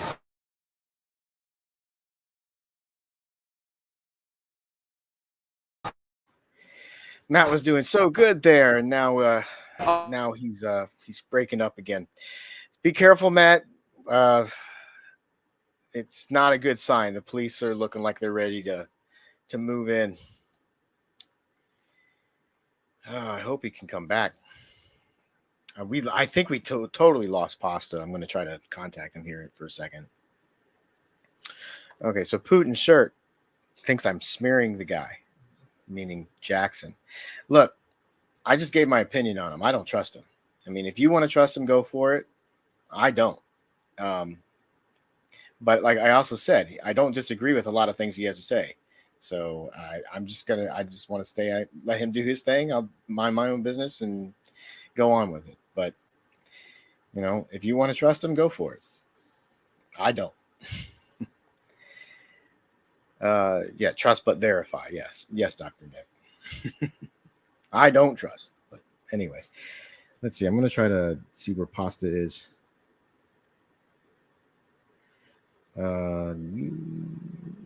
Okay. Unfortunately, I can't. They can't hear me, so neither of them are. They can watch the stream, but they can't hear the stream. And all I could do is talk by text. At this point, we've lost the stream for both guys. They don't have signal boosters for their phones. So we're doing the best we can right now. Hopefully, they're not getting Pasta and Matt aren't getting arrested right now, and they'll come back with the stream and we'll find out.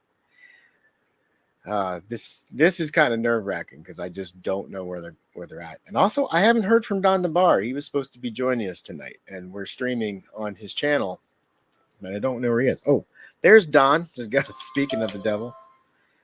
Hold on, folks. I'm going to play some music.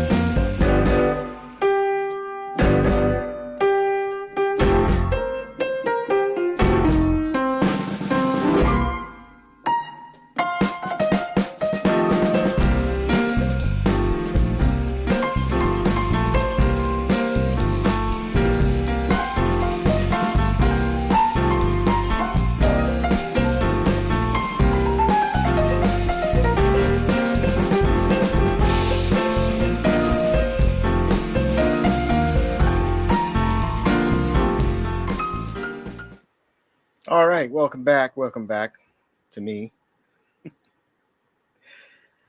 Looks like cops are getting ready to shut down the protest. Are you seeing something that I'm not seeing, Hugo?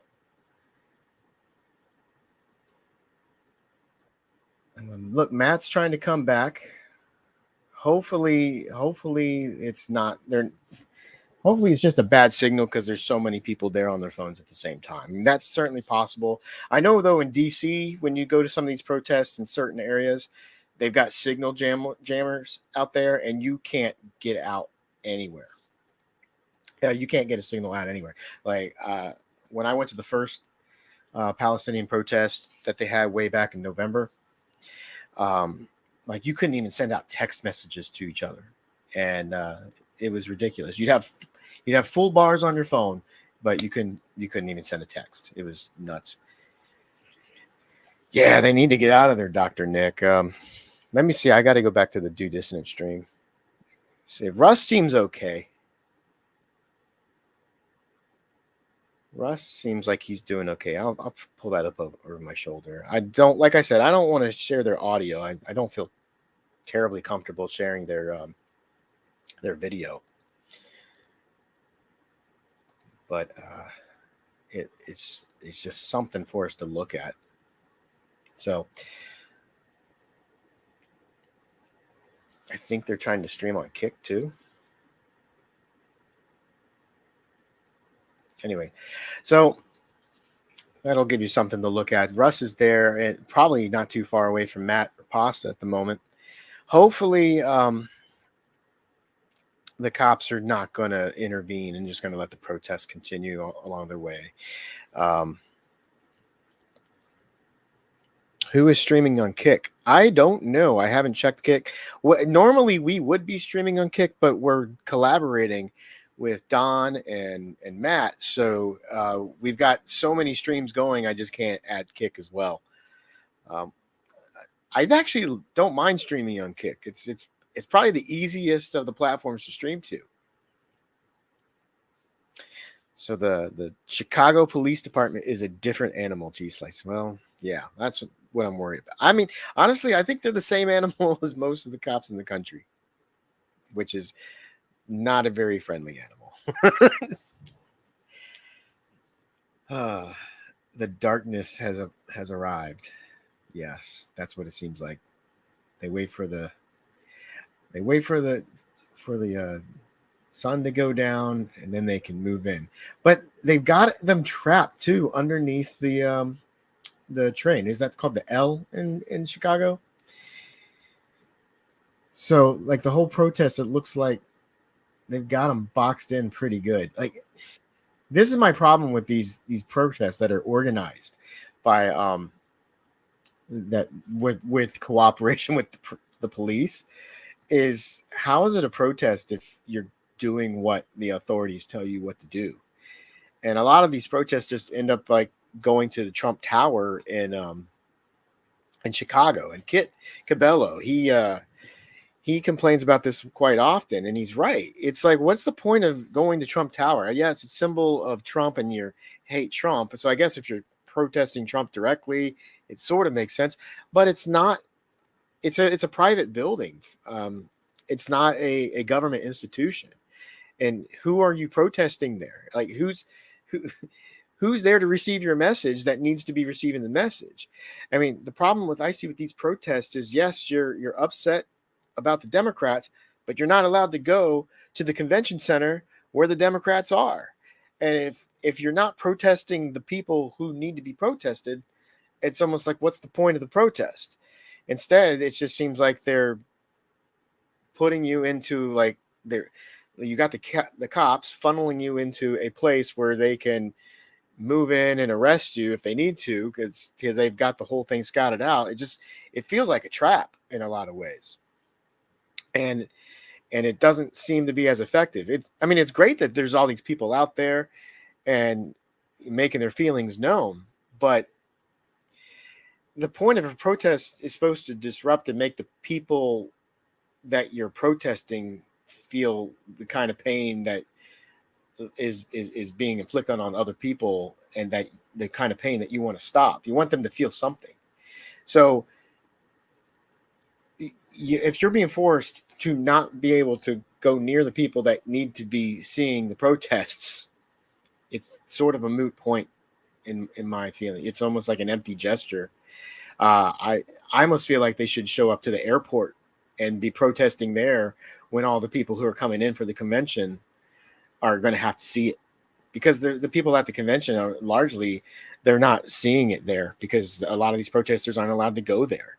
But I mean, at least last night there were some protests out there, and you saw all these people leaving the convention center, like putting their fingers over their ears. They didn't want to hear it or whatever.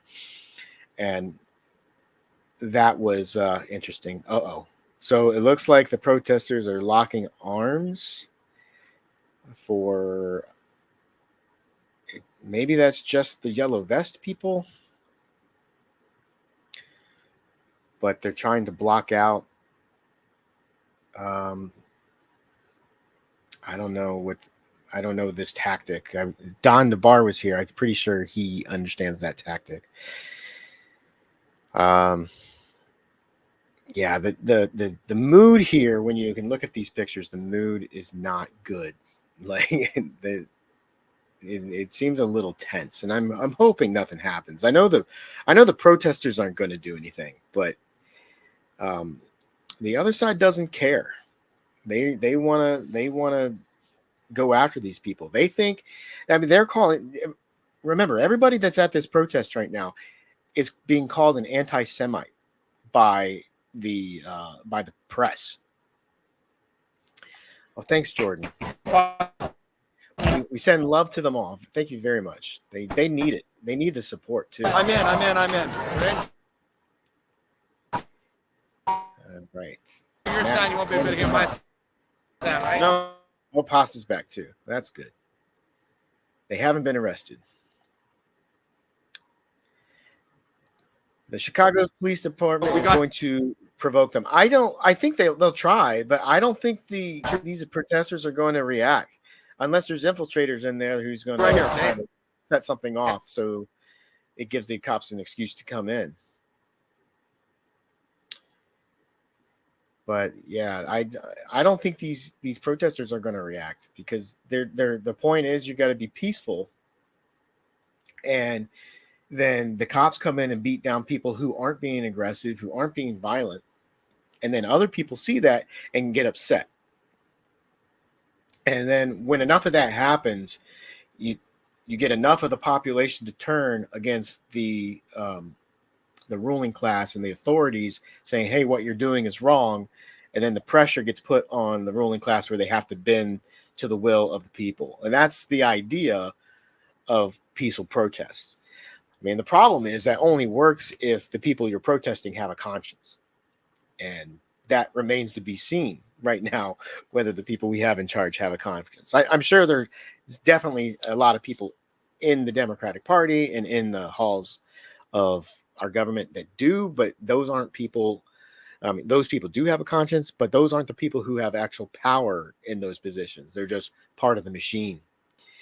So, but once you can start convincing the managerial class, they're on the wrong side, and then if you can start to get the military or the police to realize they've been backing the wrong side, that's when it's over for the power. The forces who have the power. And right now we're in a bad spot. We're in a very bad spot because the wrong people have all the power in the country right now. And we lost Matt again. That's not so good. Well, it looks like we did see Pasta and Matt. They found each other and they are okay right now. So what I'm going to do is stick around and hopefully I want to find out and make sure that they're okay. Wow. I got to let's put this back up there so we can have something to look at besides me. Russ, do you think Russ is at the back? Because he's at the end of the police line. Look, there is an escape route. So Russell, I think, is at either the very front or the very back of the protest. And there are no police behind Russell in the direction that Russell is walking. So that means you're not completely caged in if you are in this march. That's a good sign. So I guess they're letting people who want to go before they move in. I'm fully convinced that they're going to move in and go after these protesters. And Matt is trying to join again. I think they're jamming the signals. This is ridiculous. They should not be having this amount of trouble.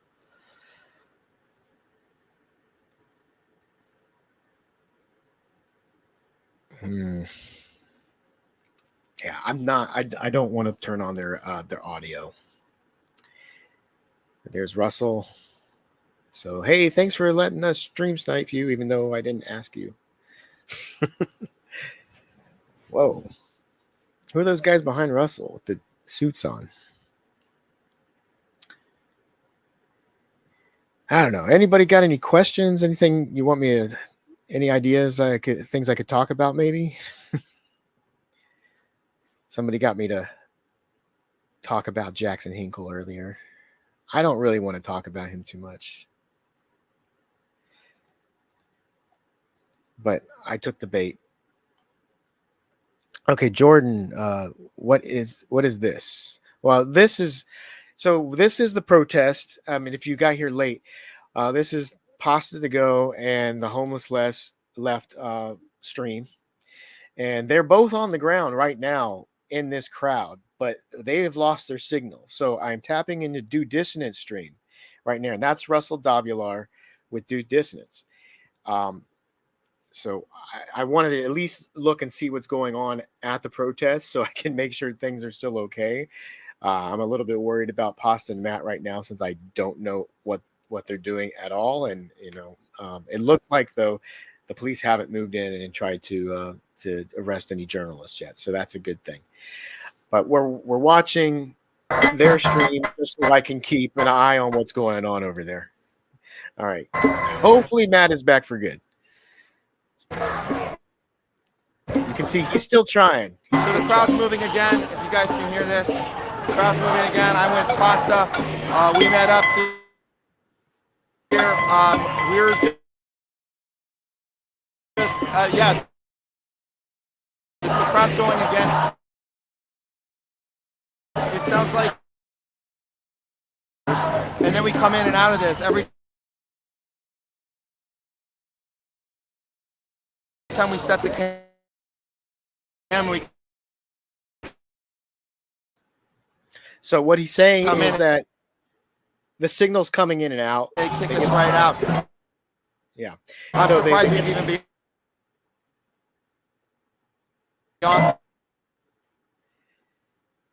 on it all right now. So he's surprised that they're streaming it all. Heading to the United Center. We're following Craig Pasta-Jardula down with the. So the protest is moving, and I think they're supposed to be moving towards the United Center, which is interesting. I'm sure being underneath the train is not helping them at all because that's probably interfering with the cell phone, just normal interference. I think we've lost Matt again, but it sounds like he keeps establishing the connection. They're coming and going. Yeah, we lost it. All right.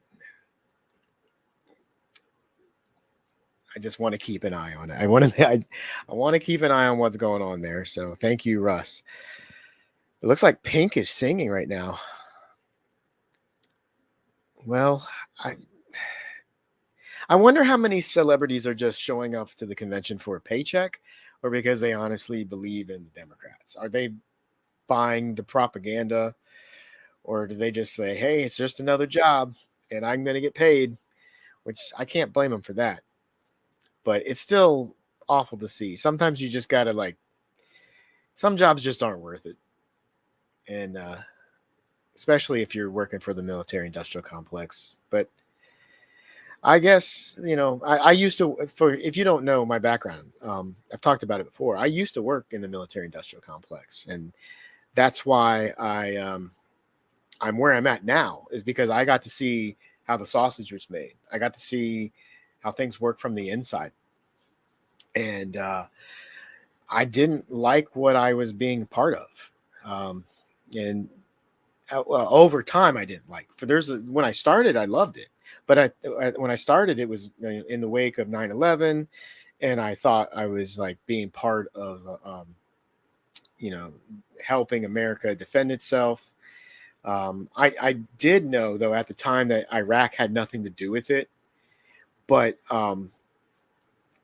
what are you going to do? I mean, I was already working for the Navy contracts when 9/11 happened. And as soon as that happened, everybody in my office, we all knew, well, we're going to go to war with Iraq. This is before the W&Ds came out. We all knew we were going to go to war with Iraq.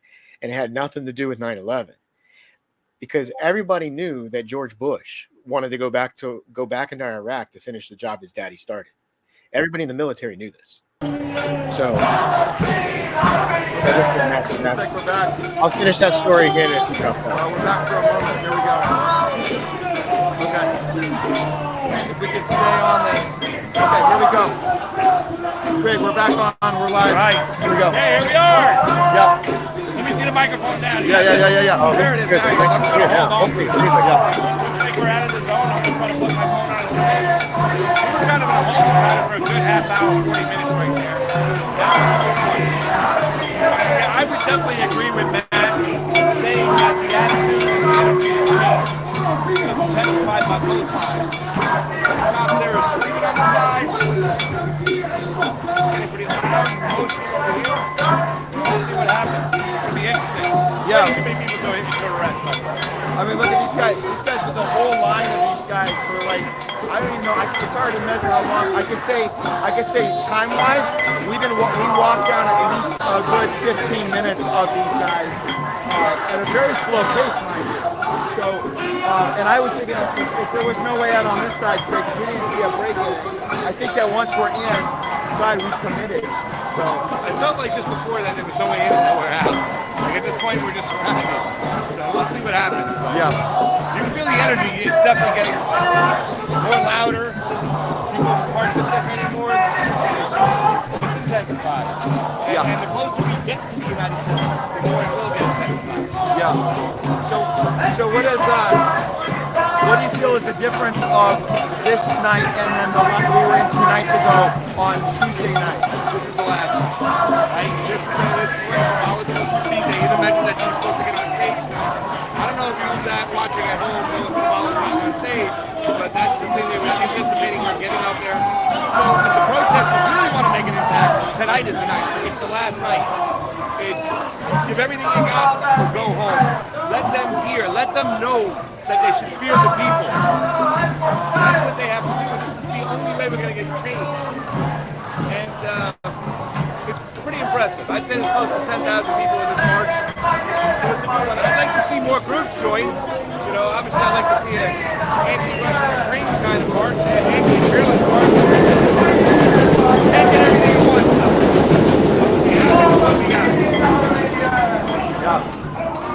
Yeah, I was happy with a lot of the conversations we had. Today. I felt like it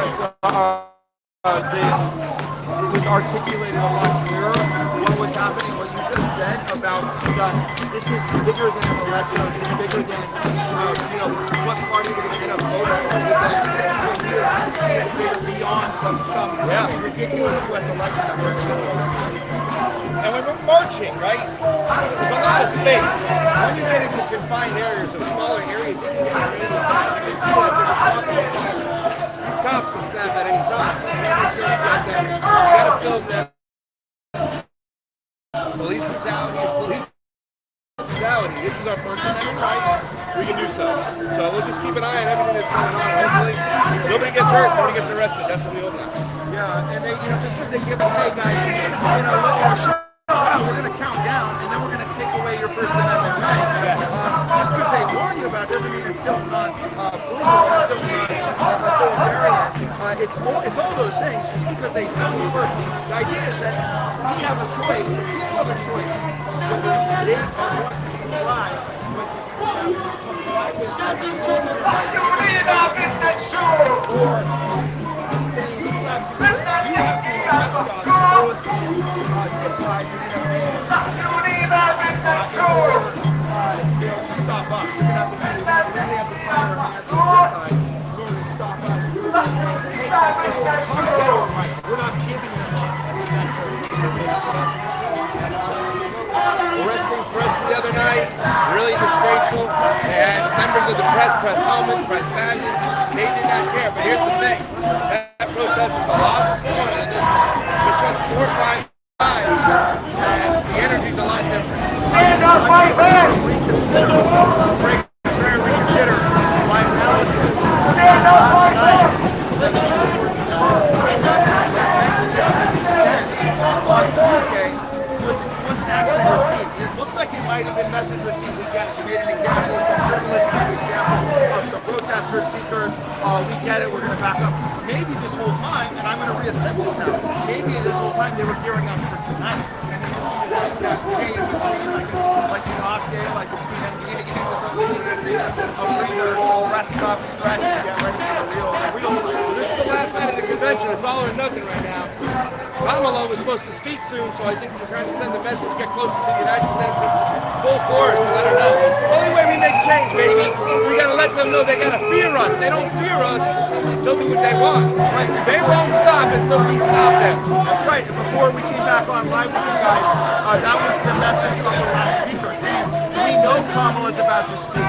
We're ready to challenge that speech, whatever the hell that Obama, whoever came up with on that page, wanted to say. We're ready to challenge that with some real stuff, what people actually say, not some contrived script that that was done in a Hollywood background writers meeting. This is a real message from the people, and they were ready for it. So I think it is actually, yes, deliberately timed to happen while conflict is And let's hope it's effective. We'll see. And once again, we're out here in the protest, not inside the convention, because they're not going to tell you what's going on inside the convention. They're going to talk all rosies and nice, and look at little Josh coming down singing, songs. You got Stevie Wonder. They're not going to show you what's going on out here. That's why we are out here. So if not to go into the convention, just be out here to see the people and go over them and see what they have to say. The messaging, I want to say about the messaging has been so great. The other night, they were even trying the financial message, right? Hey, I don't care where you stand on this, but you're paying for this. That was a big message, and that message is resonating. I think it was a great message. They were on top of message. The organizers, the leaders of the march, so hopefully they'll keep it going. But this is all or nothing right now. This is fourth quarter, 2 minutes left. United Center, we're on the way, baby. We're on the way. Jimmy's been holding it down for us in the studio. Was left and Pasta to Go Combo Couch Studio. Thanks so much for holding it down. And for those of you guys on all of our multiple streams, sticking it out, because I know this technical problem that was deliberate, by the way.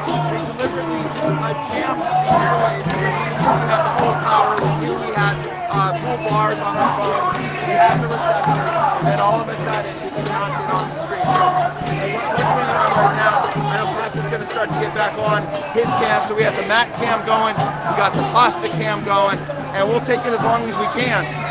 Yeah, we'll take it into the night if we have to. But yeah, and you guys, again, thanks for sticking it out with us, because you're getting it right here on the ground. That's what we say here on Homeless to Go. We say, when at all possible, we go to the story. And that's what we're doing tonight on the ground. Craig Pasta, Joe Jula, Matt Weinglass, Boots on the ground, and that armchair journalist bullshit we are here. Chicago, look at the cops are on the move there. You can see them moving up. Here they go. This is where they can get into kettling position.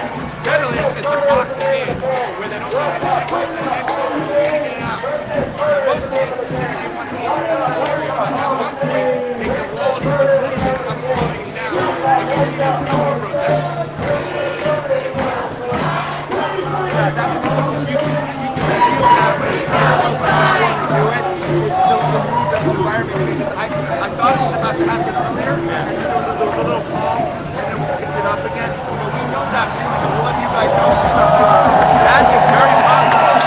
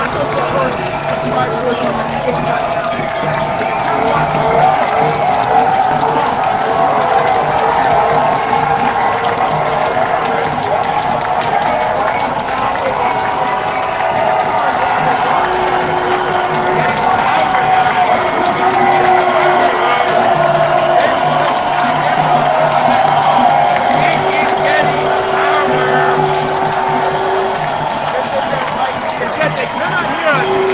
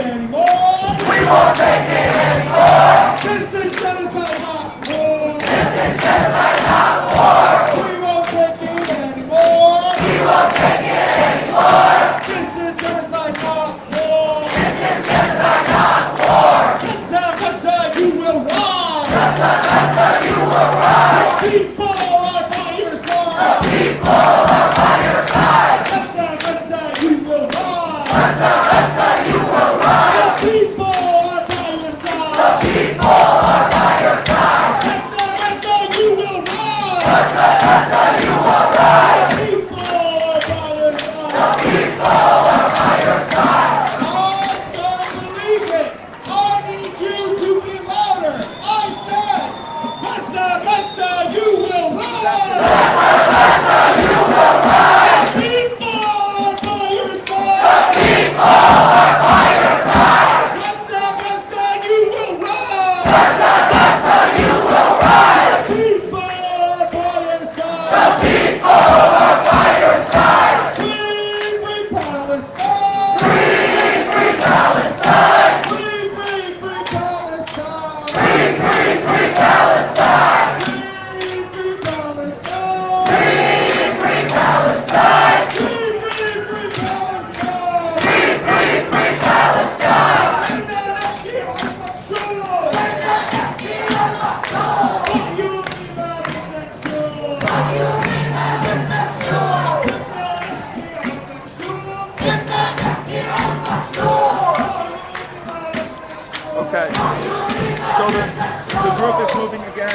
can hear me.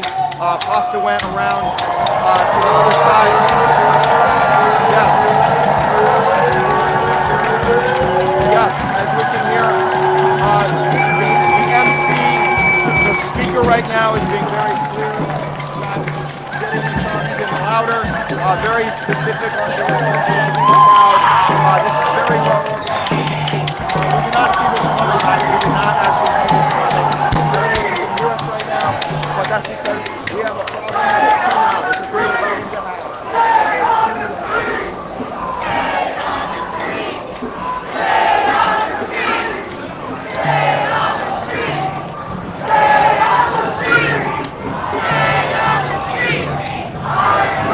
They're calling to stay on the streets. That means not to leave the streets. This continues. The movement continues.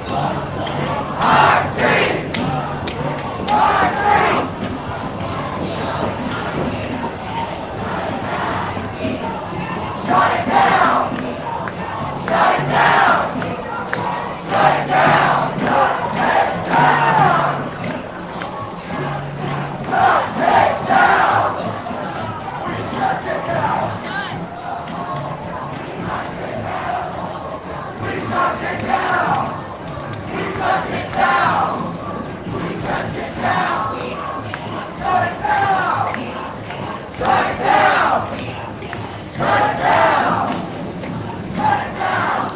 So as Pasa was saying earlier, at any time, the police could get the call to move in. This could happen at any time. We're going to know it, but it will be too late. By the time they figure out, or the time we figure out that they've done it, it will be too late. But we will know that it is happening. We will feel that moment that they move that perimeter in. It could be coming at any time. So, but the people don't care. They're staying in the streets. The chant is literally in the streets. Pasa, you're on mic with me. We can hear you. We can't see you. But if you want to chime in at any time. But yeah, this is like I think you had said. Well, he can't hear me. That's okay. We're both doing good. Leslie's doing good. We're all good. I just want everybody to know we're safe.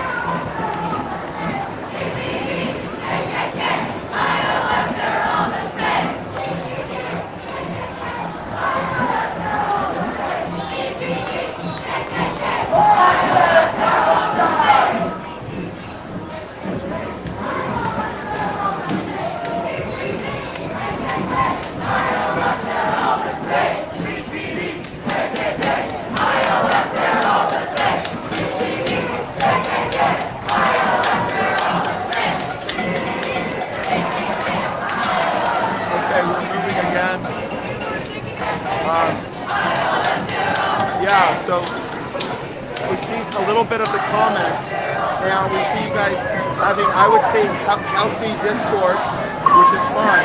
I actually think that's fine. I haven't really looked close to the comments, but we should have debate. It's okay.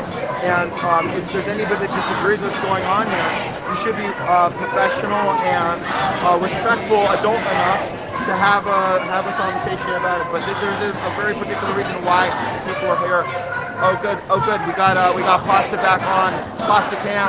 Matt Cam, Pasta Cam coming to you live at the same time. Triple streaming for you guys right now. But these is a conversation we can continue to have after today, no problem. But there's a very particular reason that people showed up here today. If you're going to turn on mainstream media right now, they're going to tell you otherwise. They're going to tell you that the mission is scattered, it's disjointed, it's violent, it's hateful. All these things are obviously not true, but they're not going to tell you that on mainstream. So we're telling you that here because we're right here. We show up. We show up to the story. We get you the story from the ground, not just report the news, but we show up to the news. We're doing the job that the mainstream media refuses to do. If you guys can still hear it. Let us know. No, I appreciate that, Judy. I'm going to put this one up. Judy says, last night in Chicago, yeah, try not to end up in a cell. We appreciate your sentiment, Judy. You do. Actually, I'm going to push back. I'm going to push back and Jordan is saying, I don't think anyone will. Yeah, but see, here's the thing. Here's the thing. Jordan, just to let you know, the Tuesday night was also peaceful. Tuesday night was also peaceful. And people did end up in a cell. Journalists ended up in a cell on Tuesday nights. I want to be very clear that even though it feels peaceful, that doesn't mean the police still can't commit their taking away the right for protest at a peaceful march, and people do end up in jail. So we did witness that on Tuesday. So yes, I will have to correct you on that. It can happen at any time. People can end up in a cell, and I do think that's why Judy made that comment. And we'll try not to. We will certainly try not to end up in a cell tonight. And I think, hopefully most people don't. Yes, absolutely, Judy. Absolutely, we will stand strong. And I think everybody out here is doing the same, and we are staying safe as possible. Absolutely.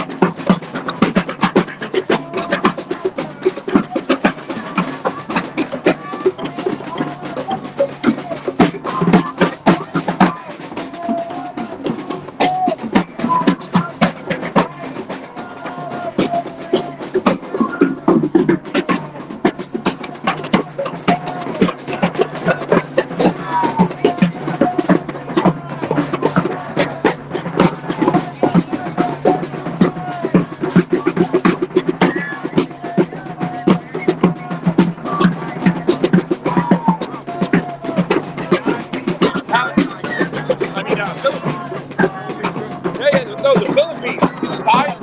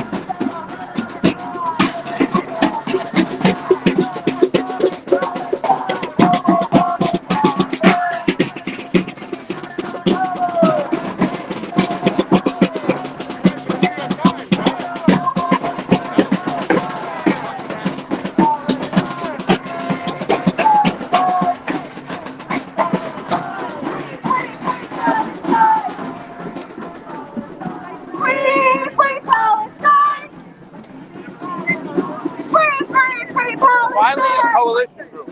Finally a coalition group. We think it's awesome that you guys are here.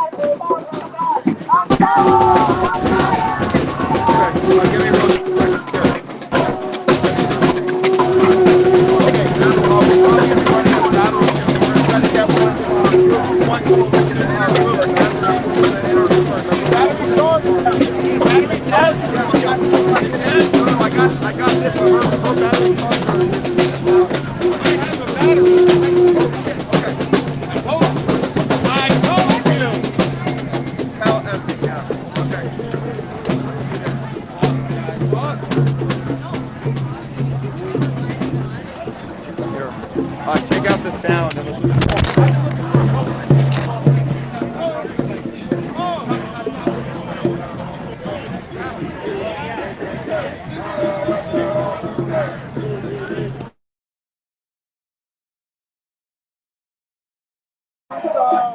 a kind of a it's a combination of a lot of things. Yes. So the DNC is the perfect time to demonstrate our beliefs and our philosophy. Yes. Yeah. And what is the beliefs and the philosophy? Yeah, we're trying to combat imperialism. It affects all of us. Absolutely. Especially Filipinos here in Chicago. There's a long history of imperialism. And it has affected our culture, our families. I've spoken to a lot of Philippine people from the Philippines that feel a lot of their elections are not fair. They have Smartmatic there. They've chosen the leaders, the Western leaders. So therefore they're in charge. And I think it's great that to end imperialism, you guys are here. Hey, enjoy the rally, man. Thank you so much. Yeah. You have a good one. Take care. Buddy. Huh? What group are you in? I go on Sputnik all the time, but I have my own show. We're from the anti-imperialist left. We did all the Rage Against the War Machine, all those things, but we're like anti-imperialist across the board. We believe the empire needs to get out of the 1,000 bases they're in. They need to stop messing in the South China Sea. They need to get out of the Philippines. They need to get out of Bangladesh.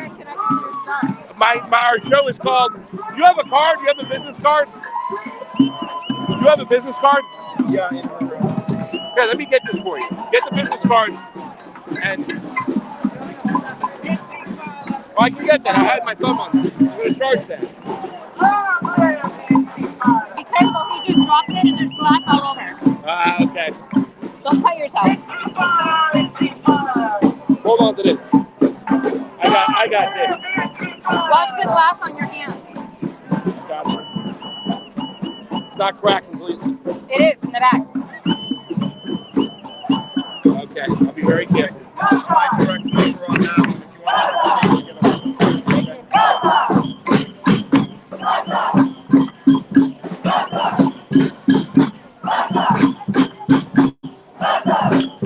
Hey, start the charge. Hold the whole thing. I'm sorry about that. I know it sucks,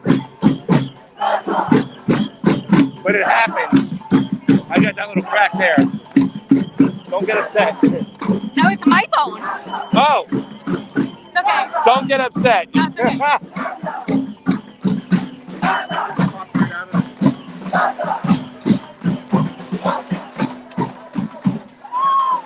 At least they got it through a space where it's open. Holy cow, that was good.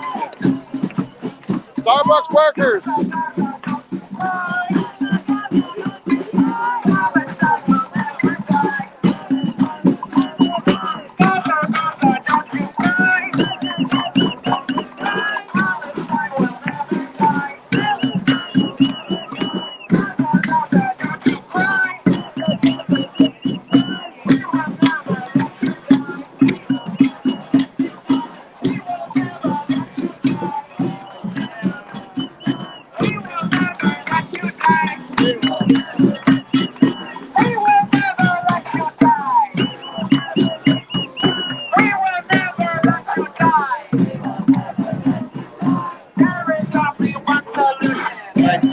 When you plug this in, did you take another thing out? Did we what? I was wondering if you remember who took this out. I think you already had. I put that in. Oh, you lost the sound piece? I don't know. Everything is kind of. Okay, let's take a look. I got this one right here. That's cool. You got the other one. We have to find the one piece. All right, let's go over to the You spot. just had it. Take a look at your pocket.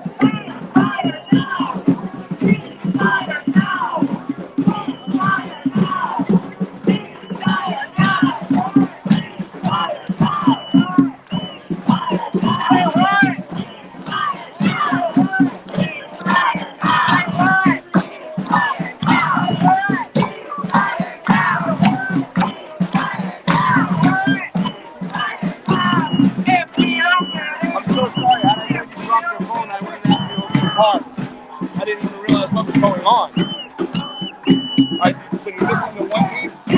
Where'd you find it? No, I'm not sure what happened there. Okay, so let's take a look, make sure you check all your pockets. When you went into her bag, did you throw it in the bag?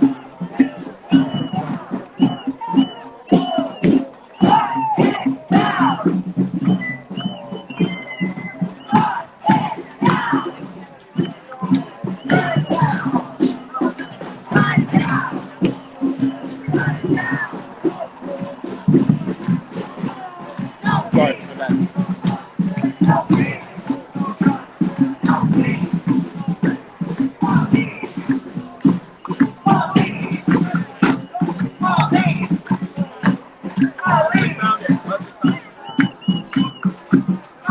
Excuse me a second. Sorry about that.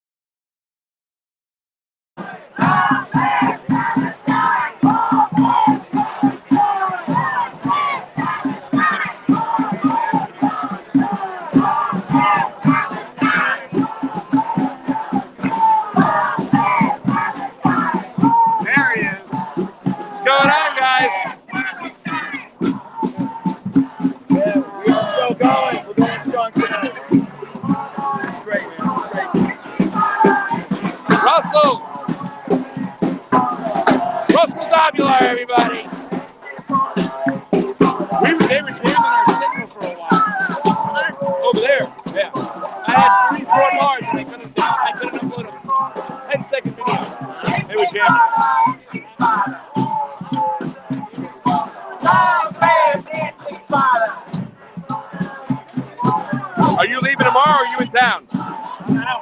When? Okay. No Chinese food. Take the Bella tomorrow night. All right. It's okay. Nice meeting you in person, brother.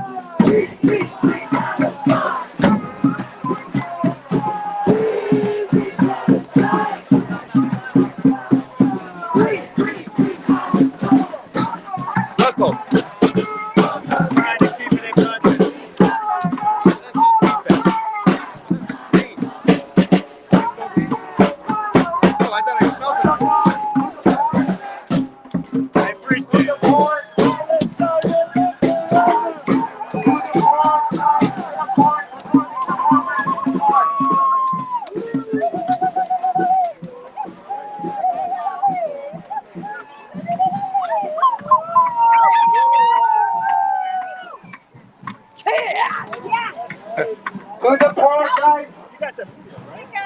Yes. Who do you guys with? Independent journalists. Okay. I have about 3 or 4 shows we do. The Homeless Left, the Combos House. I go on Sputnik on a regular basis. Okay. You know what Sputnik Radio is? Were you at the RNC? I was not at the RNC, but I covered the Libertarian Convention. Okay. So this is my second convention. Okay. So after what you saw today, To the park, guys. To the park. We're closing the program. To the park. Okay. But Make your way to the park. We are closing at the park. To lose, and right, he's in a downfall right now. Yeah. But Kamala, I don't think she can ride this. I think that the hiding, no interviews, no interviews, no press conferences, no questions, no policies on your website. It's only so far, but right now she's riding off the emotions of the people who will be so happy that Joe Biden's gone. Right, yeah. So we'll see. It's up for grabs. And I know the WHO just released a global pandemic warning for monkeypox. That might hit the shores of America and send the whole election over. Okay, interesting. You know what? I heard RFK is going to drop out tomorrow. Oh, really? Okay. You're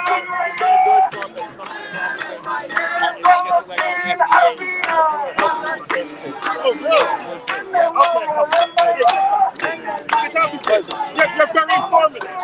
I know. That's all I do. I swim in this stuff.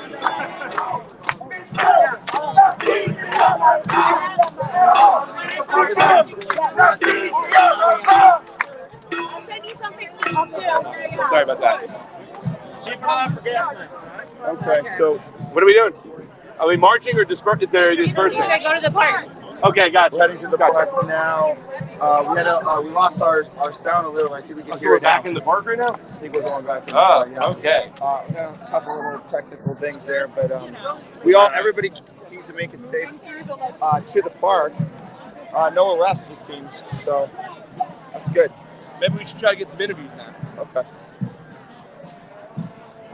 Okay, guys, we're gonna go for some interviews here.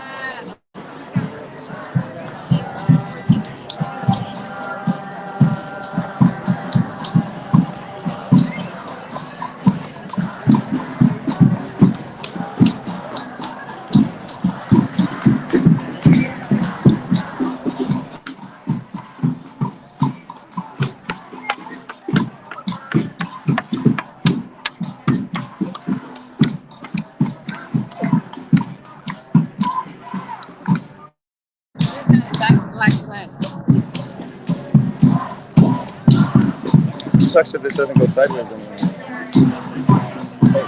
Maybe he's up there.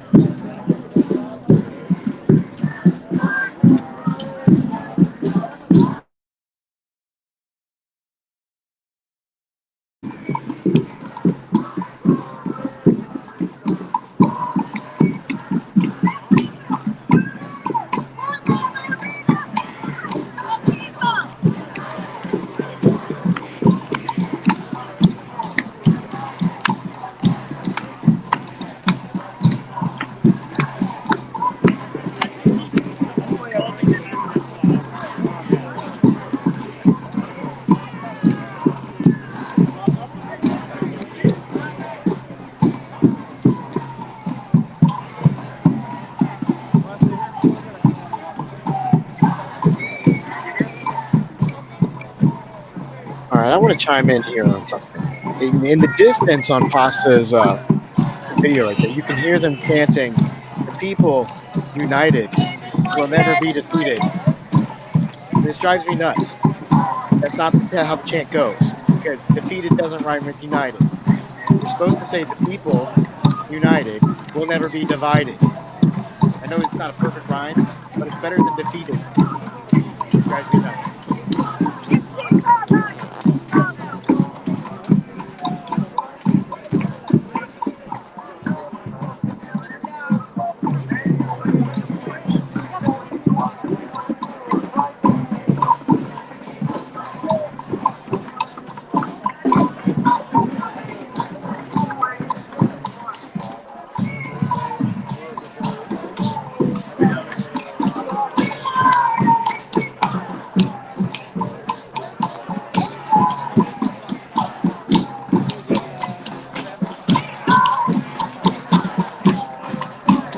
Ford! We need Pasta to get some interviews. This is a good time for him. But he can't hear me, unfortunately. Do this. Got a banner.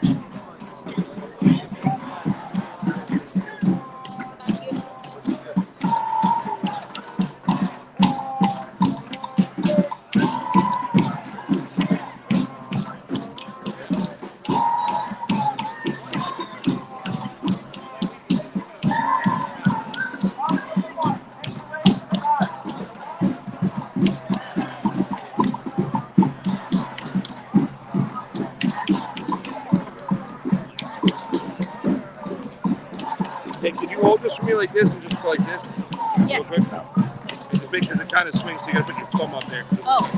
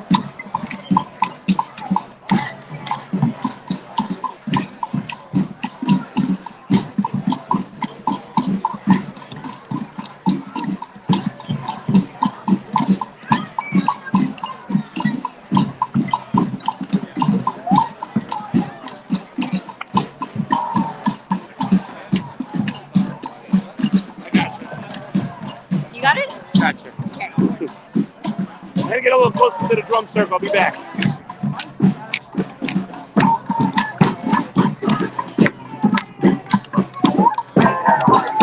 What's up, buddy?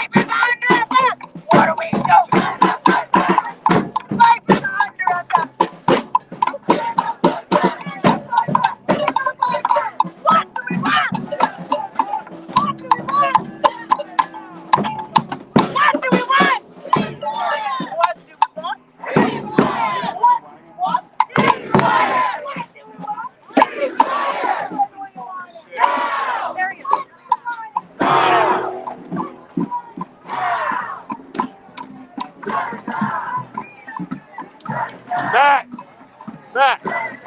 Vermin! What's going on, Vermin Supreme? What are you doing? You know, just exercising my First Amendment free speech rights as an American and human being and stuff. And yeah, how about you? I'm doing good. The last time we talked, I think it was 2020 in New Hampshire. You were running for president. We had a conversation about it.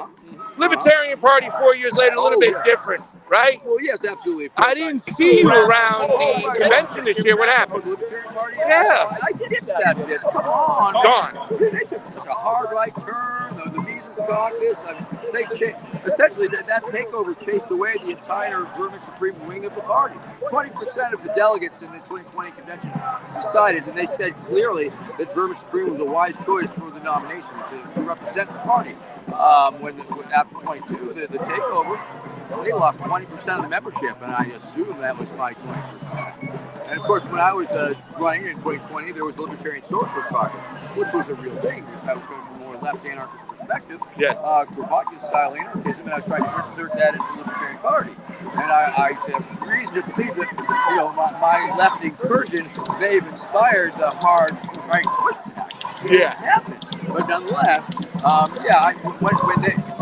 now I am the endorsed presidential candidate of the United States Pirate Party. Now the Pirate Party is it's not exactly a spin-off of the Libertarian Party, but it could be a spin-off of the European Pirate Party, and it does have a Libertarian Socialist lean.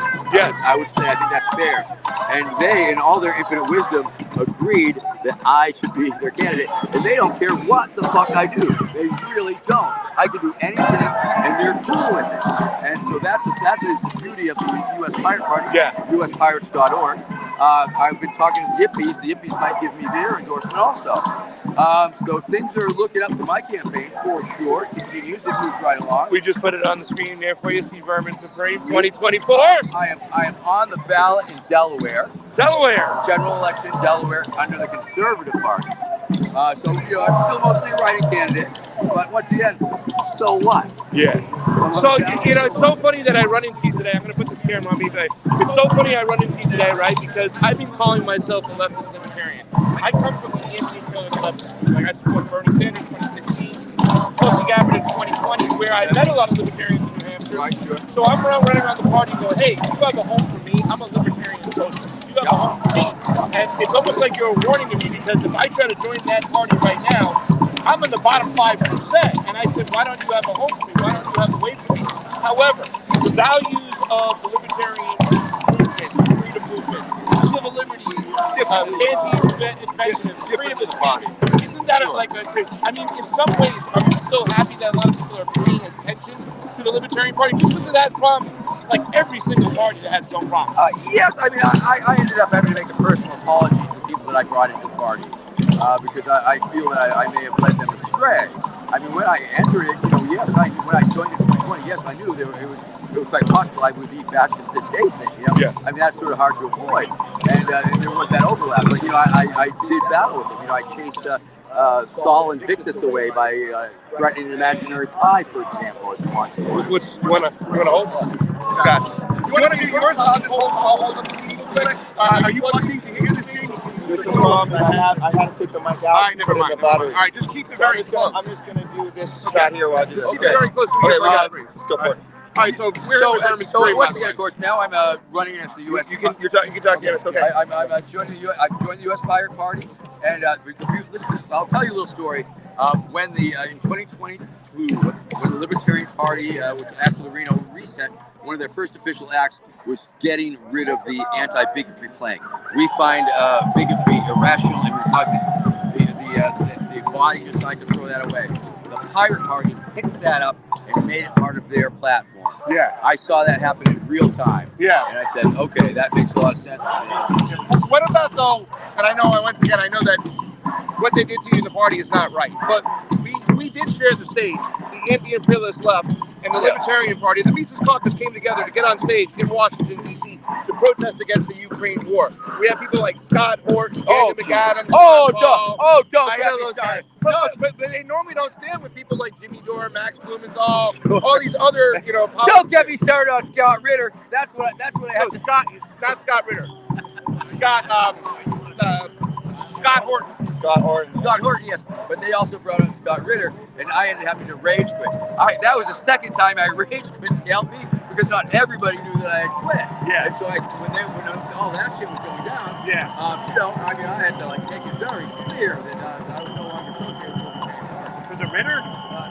That was Scott Ritter? Yeah. For the accusations. The accusations, the convictions, and the entrapment or whatever, but his predilections, if you will. Yeah. And of course, it stands in odds. Do you think he could have been framed though in the CIA? I mean, he did speak out against the Iraq War. It's extremely unlikely, but it's possible. I hear you. Okay. Possible. Your belief's your belief, sir. I stand by Vermin Supreme. You're Vermin Supreme. I mean, in the Pirate Party, if you get elected, does everybody still get a pony? Yes, and a parrot. A pony and a parrot. Vermin. All right. Thank you very much. Good to see you too. Such a great cause.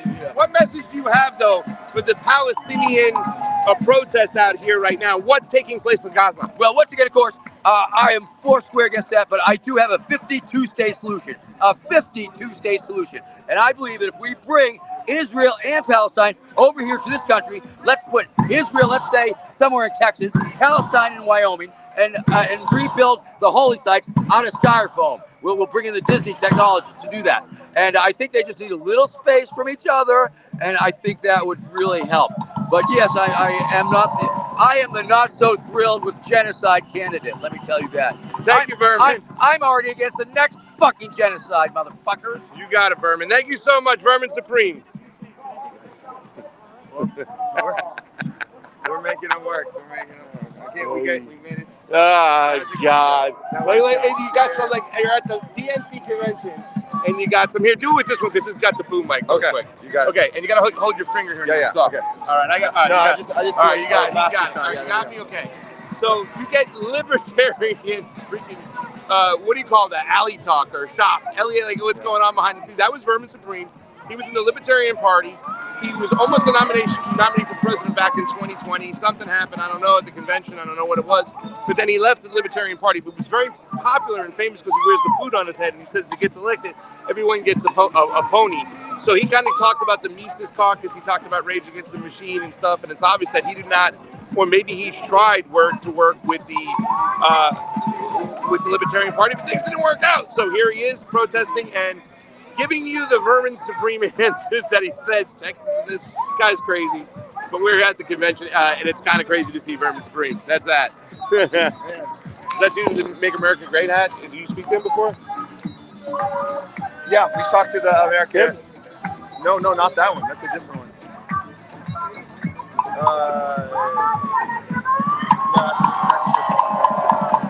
That's interesting.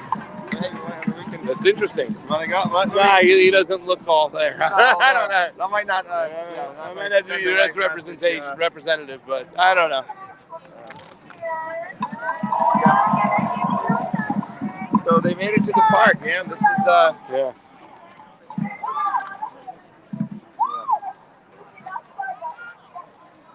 Oh man, I think it's time we start winding down. Let's wind it down. Let's close out. Yeah. Really quickly, here we are. Can you get us both on this one real quick? Yes. Jay, right? Careful, it might slide down, but it's good for now. All right, so what do you think? We're here at the park. It looks like it's kind of dispersed a lot. The cops are still here. They're not making it to the United Center. I guess it was blocked off, and then they get through. So hopefully they got as close as they can. But I mean, this is the conclusion of the night. You're gonna go back and listen to the speech. There's a lot to go through. There's a lot to marinate on. We're gonna try and get some sleep tonight. That's for sure. But we definitely have to hear the speech. The old speech that was well fleshed out, we imagine. Yeah. The writers and the writers. Yeah, they're gonna keep going. They're gonna keep going for a while. In case this didn't get through earlier. Get closer though. Yeah. In case this didn't get through earlier, because it was loud, and that's a great problem to have. It was too loud, too much noise is a great problem to have. Yeah. But if this didn't come through earlier, I would say that the irony is that you have the juxtaposition of the voices that were speaking the loudest were coming from this natural, organic place that actually caused that emotion. You could feel that emotion in the air. And we talk about emotion, we talk about it on the show, we talk about contrived emotion, the opposite of that, which is happening right now. We're going to go watch that speech. We're going to do some commentary on it probably tomorrow.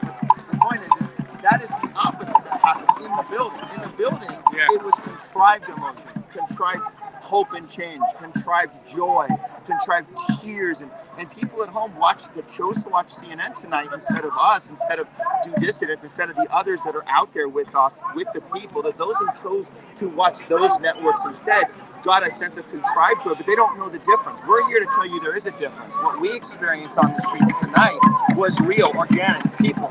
The people's voice is the voice of Gaza, is the voice of the oppressed, is the voice of the economically deprived, is the voice of those whose voices have been censored on purpose, by the way. And we're here to fight for that. So yeah, that's the funny part, is that we go and watch Kamala's speech. It's going to be everything that's the opposite of that. Those fake tears. And I feel bad for anybody still thinking that. They're thinking that the joy they're feeling, and they're posting on Facebook right now how happy Kamala made them feel tonight. And they're doing Glass it. ceilings. Glass ceilings. I don't have to check it. You guys know that's out there right now. You guys might have it in your own feeds right now. Glass Oh ceilings. my God, this moment was the moment of my life, and I just couldn't believe it. And the feelings they're my feelings. They weren't told to me by Rachel Maddow. I feel them. They're my feelings. How do you think they feel right now, though, tonight, with how she's making the speech and I accept the nomination, John Kerry reporting for duty kind of style. I'm sure we're going to see that. But how do you feel tonight if you're an American voter, not even so much a Democrat, but a Republican or a Republican, excuse me, and you see this election where there's no primary process, there's no people voting, none of the voters picked Kamala Harris. There was already a lot of questions with our elections for so long. I mean, a lot of people felt that the last election was stolen as an American. I think they're like, man, and they don't care. They're just ramming it down your throat. Take it, this is what you get. You have no say. We're going to coronate Kamala, and that's it. Deal with it. What are you going to do about it? Did you think the movement tonight was enough to make a little impact, what we saw? A little impact for the people that showed up, the family members and friends that everyone here is going to go home and talk to. Yes, a little tiny impact, a little dent in the dam, a little crack in the dam, as they say, which we want. We want to see that dam come down. A little crack maybe happened today, and that's a good thing. Highlight I want to point out towards the very end of this protest, marching towards this park, we saw a group, an anti-imperialist Filipino group, saying, U.S. get out of the Philippines. I wanted to see a lot more of that, but I was happy to at least see that. We wanted more anti-imperialist groups here to join. I wish they would have got it together. Really, I do. I really wanted to see an anti-Ukraine push, like an anti-Zelensky push. I wanted to see that. I didn't see that. They're not ready for that yet. I know they're not ready for that. It's a phone call that they have with Victoria Nuland picking their government is not enough. No, I mean, and all the money they've wasted there, and 500,000 Ukrainians, 100,000 Russians, millions displaced. If Bernie Sanders is going to tell them, look, Netanyahu, we need to do something about this humanitarian crisis. At the same time, he's arresting Code Pink people for showing up to his rallies and showing him tweets about diplomacy in Ukraine. He's saying, no, more money to Ukraine, more money. If Bernie Sanders can't even pretend to have the same empathy for the hundreds of thousands of Ukrainians that are dead because of our proxy war. If you can't even pretend to have the empathy there, how are these folks going to understand that? And I'm not trying to relieve the blame from them, because they have to do a little more work. They have to do a little more research. Yes. But it is a process. And Gaza is the easiest to understand. Caitlin Johnson said it best. Her tweet that came out shortly after October 7th. She says, there's an order of understanding here. And we get it. She's understanding that because Gaza is in Israel, it's so easy to get it that if you don't see that, you're just not a human.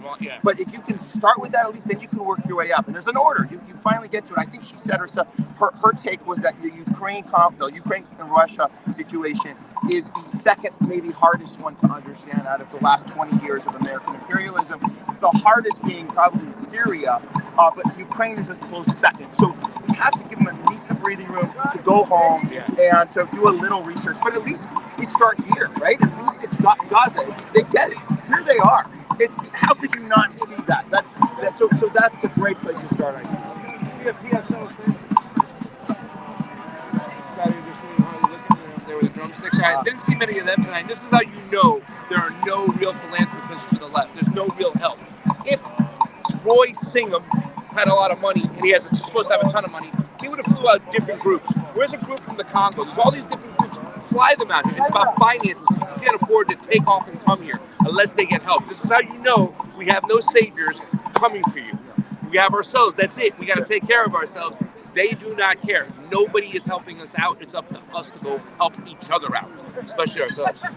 Hey, great conversations today, man. I loved what we did. I loved you guys coming in and out the whole day. We've been doing it all day. We're inspired by Due Distance, doing 9-hour shows every day. We did a bunch. I think today, Russell's still around here. Is he still around? He's kind of wobbling. He's so tired. Yeah, he seemed really tired. Really, I say, you want to go out and get a drink? He just he looked gave me that look. But but hey, guys, thank you so much. I'm going on Sputnik tomorrow, 9:15, I think, Chicago time. The backstory, we're going to talk about what we saw today, what we witnessed today, what's going on in the streets, and also Kamala's speech that we have to go listen to, which I tell you is going to be little 30-second snippets. They can take little, I was that little girl. Watch for all that stuff. Were people doing the drinking game on how many cacklings they heard? Our friend DC, he created a bingo list. For the nice! I want to see that. Yeah, you got a bingo list. Come on. How many? If you get a cackle, you get a bingo. Remember, we can't be deterred by what can be. We'll start taking this. Hey, not by what it. Wait, cannot be unhinged. Wait, unburdened. Wait, Unhinged. You see how it doesn't ever stick? We've heard this like what 100,000. Can be unburdened by what has been. What is? You said it right. We can't. What can be or can't be Russia unburdened. has a big country next to Ukraine, a by small what has country. Well, it's hard to understand. All right, over under. One time, does Kamala mention Putin in her speech tonight? Once, one time. Yes or no? No. I'm saying yes that she mentions it once. No. I say she meant. Obama did. Can anyone tell us? Obama did one last edit. Obama did one last proof. Yeah. And he goes, everything in here checks out. I just want to make one last adjustment. This line about Putin, Kamala, I don't think the American people are ready to pretend that you know anything of what the fuck you're talking about. So that line is gone. So it's crossed out. I think it was a last minute edit. It's out. True or false? Tonight, Elon censored a lot of this in the streets. Oh, he must have. True. He definitely said. I guarantee you the number on Twitter will be lower than they normally are. Because I mean, look at us getting kicked out of StreamYard. I mean, we had full power, we had full reception, and as soon as we log in, it says you can't get your blocked out of that. Who can pull that off? Oh, look at her sign over there. Yeah. Oh, this one, my family is in Palestine. You want to ask your? Yeah, come up here real quick. We want to show that sign. Yeah, we want to see this. We're live. We are. Yeah, we're live. We're finishing 300 people watching. This is awesome. Why did you make sure that you incorporated the money aspect? Do you think that's going to have more of an impact on what your message is trying to get out to the public? Yeah, for sure. I think right now, I'll be honest with you, I am not a Trump supporter. Okay. I cannot stand his policies. I think we're here today in front of the DNC to actually give a message that we are very serious about this. I told somebody else over here that, Kamala, she said, I'm speaking when people were protesting. And the thing is, that is the problem. You're speaking and you're not listening. This is very important to us. My family, is in Palestine. And this has been happening for years. My father, he was born in 1944 in Palestine. Yeah. And he lived through the Nakba. He lived through the 6-Day War. He lived through countless beatings, being put in jail. And there's the survivor's guilt because half of our family is still there. And, we're here and we understand what America has given us, but it's not lost on us what they're going through. And I feel like I need to be the voice for them because they can't speak. They're starving. What do you say to that Israeli protester that we saw right over there that said Hamas, Hamas, Hamas, Hamas, Hamas, October 7th. That's all they could say. But what do you say? What's that message to them? Or the other people who are watching who are brainwashed? Because, we've been raised, we've been programmed to think that Israel needs to be a protected class, that they're the only victims out there. I mean, this is in our school books and whatnot. Right. You were conditioned. Yes. You were conditioned. Yeah. How do we uncondition the people is my question. Yeah, so what I'm saying, with that thing specifically, so as we know, before Hamas existed, it was something else. Yes. Where they don't exist in the West Bank, there's like no excuses for that.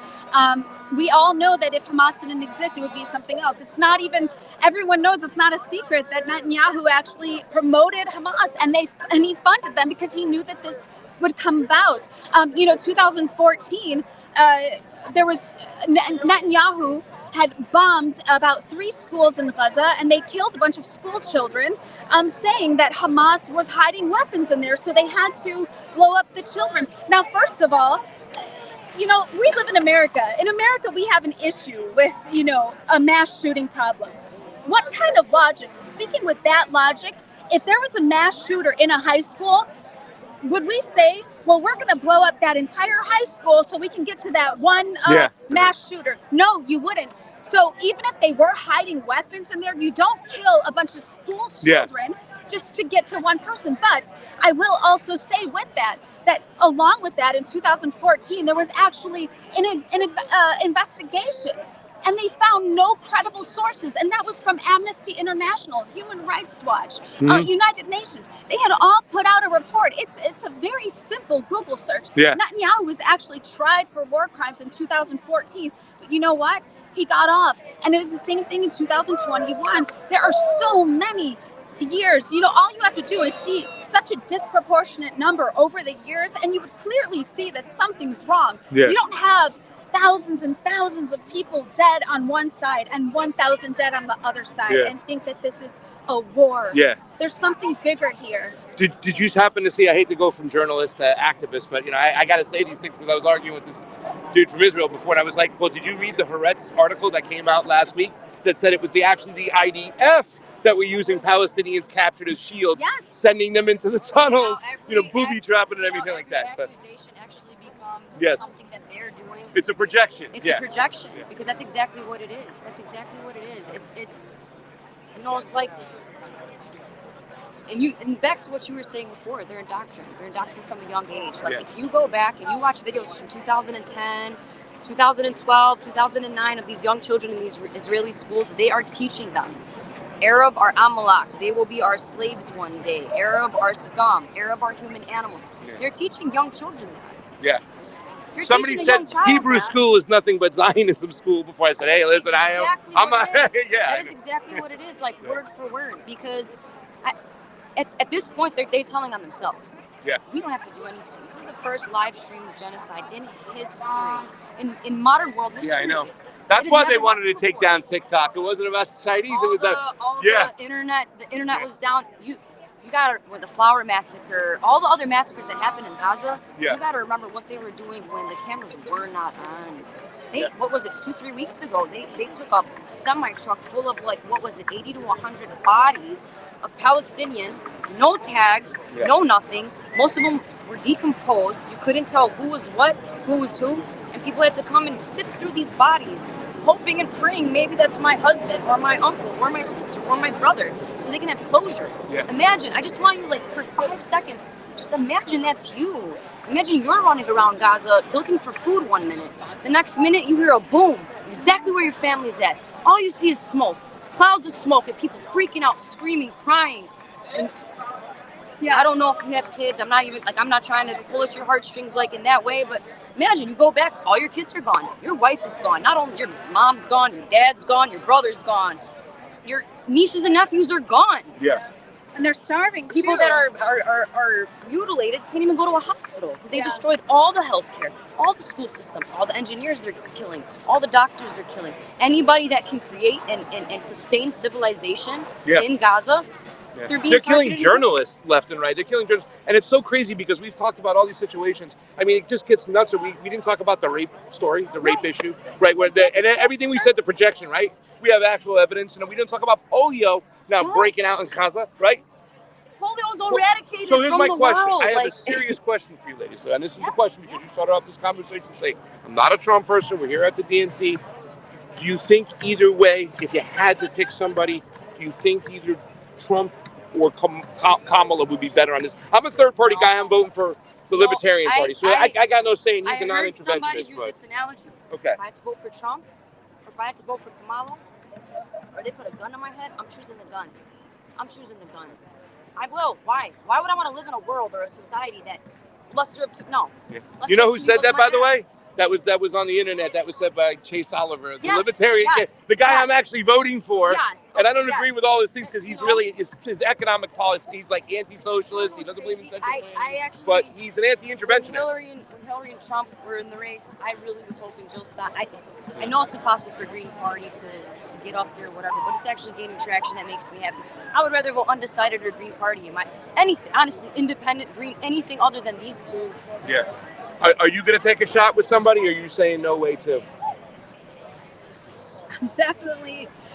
I'm not voting for Trump. Again, I think the reason we're here today, I was actually wanting to see what she would do, if she would do anything different. And so far, she's kind of taken the same lead as Biden did, and it's very disappointing, honestly. I'm really disappointed that Doug Emhoff. He's part of the Zionist party, the Zionist movement.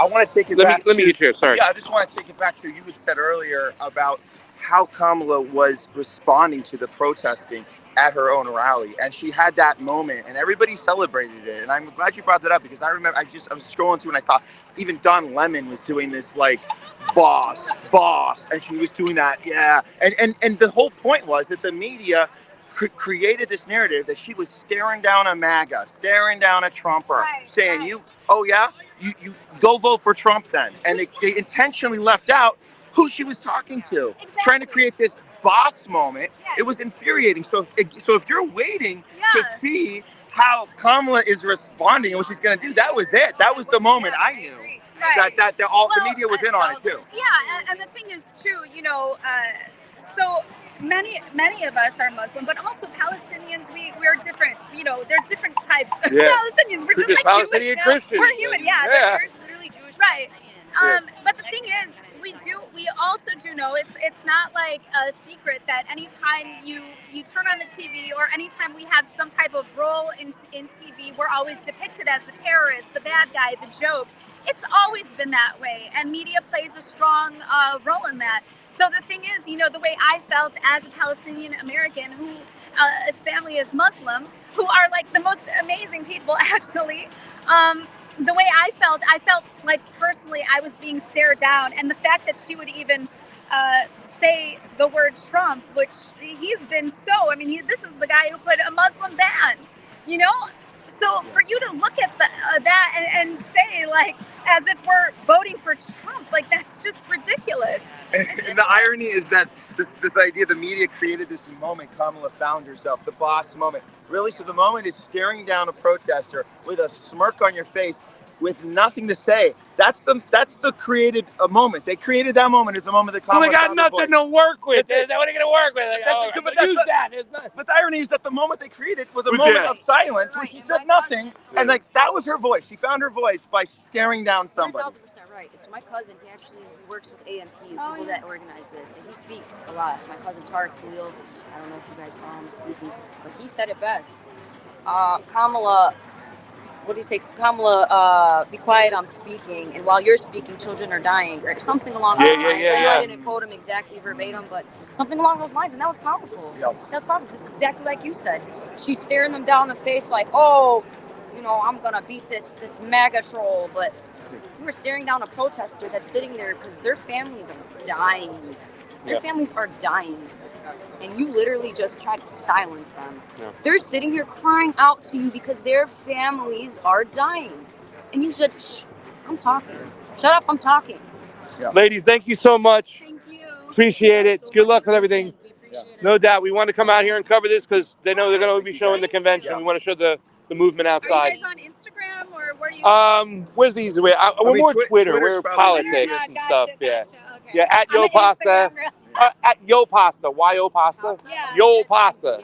I'm an Italian boy from New York, so just, And then you can find all my other shows and our shows. Our shows together, we do a bunch of shows, but right now we're doing this. Well, my show's The Homeless Left. Yeah. And we kind of team up. Oh, nice. Yeah. But you're not on Instagram, just Twitter. No, go to Instagram at Yo Pasta. Yeah. You can, and I can give you links to everything from there. That's me. Just got our channel terminated on I'm more Twitter. But we're on Rumble, actually. Okay, We're actually I'm live right Salami, now on Sarah, Rumble. so you can. Okay. So you'll know who I am when I. 41K. Wow. Yeah, we've been It's all politics and stuff, or movement activity activists. Before it was my work, and now it's all politics, basically. Okay. Well, it's a pleasure meeting you. I'm way more active on Twitter. Same at Yo Pasta for Twitter. That's where I'm posting videos. And then I have a bunch of other shows. I have a show called The Combo Couch, I've been doing for years. Pasta to Go, which is my other new show. And my business partner, we've been doing the show for like about 7 years, but she took a job with RT and she's in Russia. So yeah, so we just do a bunch of other shows. And I go on like a lot of other radio shows. Tomorrow I'm going on Sputnik. I go on all those. So I'm on the radio a lot more nowadays. And I appreciate what you guys are doing. That's giving a voice. hey, I appreciate what you're doing. Thank you for hit me up. Definitely, we'll send you some links and stuff. If we get this cut up, we'll set it up to you. What was your name? My name is Kadir. I go by Gigi also. Gigi, I'm Craig, but I go by Pasta. Craig and Matt, right? Yeah, Pasta. Nice to meet you. Pasta. Yeah. Pasta, Craig, I got it. Yeah, You got it. Be homeless together. Yes. All right. Hold this 1 second. I just want to go say hi to some fucking. There they are.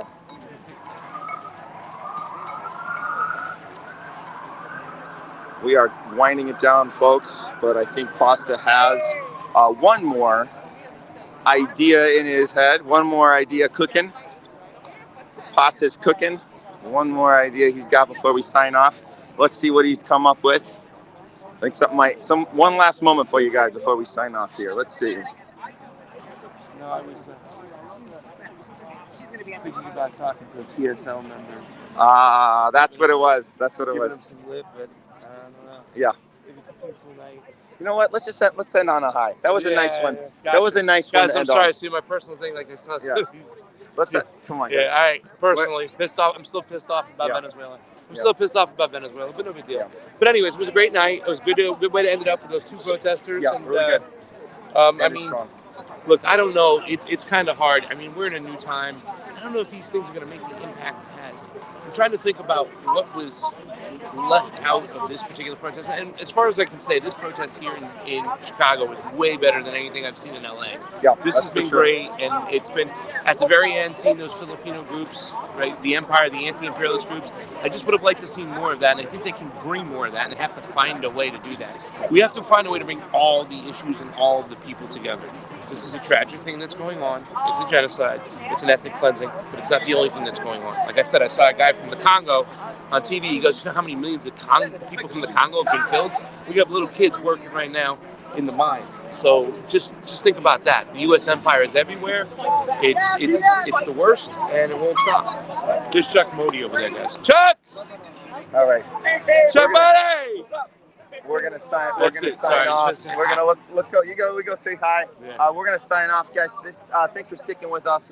You give a little outro, and we'll get out of here. All right. We're done. We're done for the night, guys. Thanks for sticking around, in and out all day, doing the thing on the Convo Couch. The homeless left, teaming up with all the guys today. Heartlands Media, Do Dissidents. We were all up on that. Don DeBar checking in with us as well. We know that Wyatt was out and about. With the Gray Zone crew too. See, we're just all out here. We're doing the thing, reporting what we see, checking in with you guys because the mainstream ain't doing it. So let's go get some sleep, guys. Health's important as well. And we'll be back after we assess the Kamala's speech, and we'll have more to say on stuff tomorrow. But we'll be in Chicago one more day. I think that's it. Let's do the sign off, right? That's it. We're signing off. Yeah. Time for Matt and Pasta to go.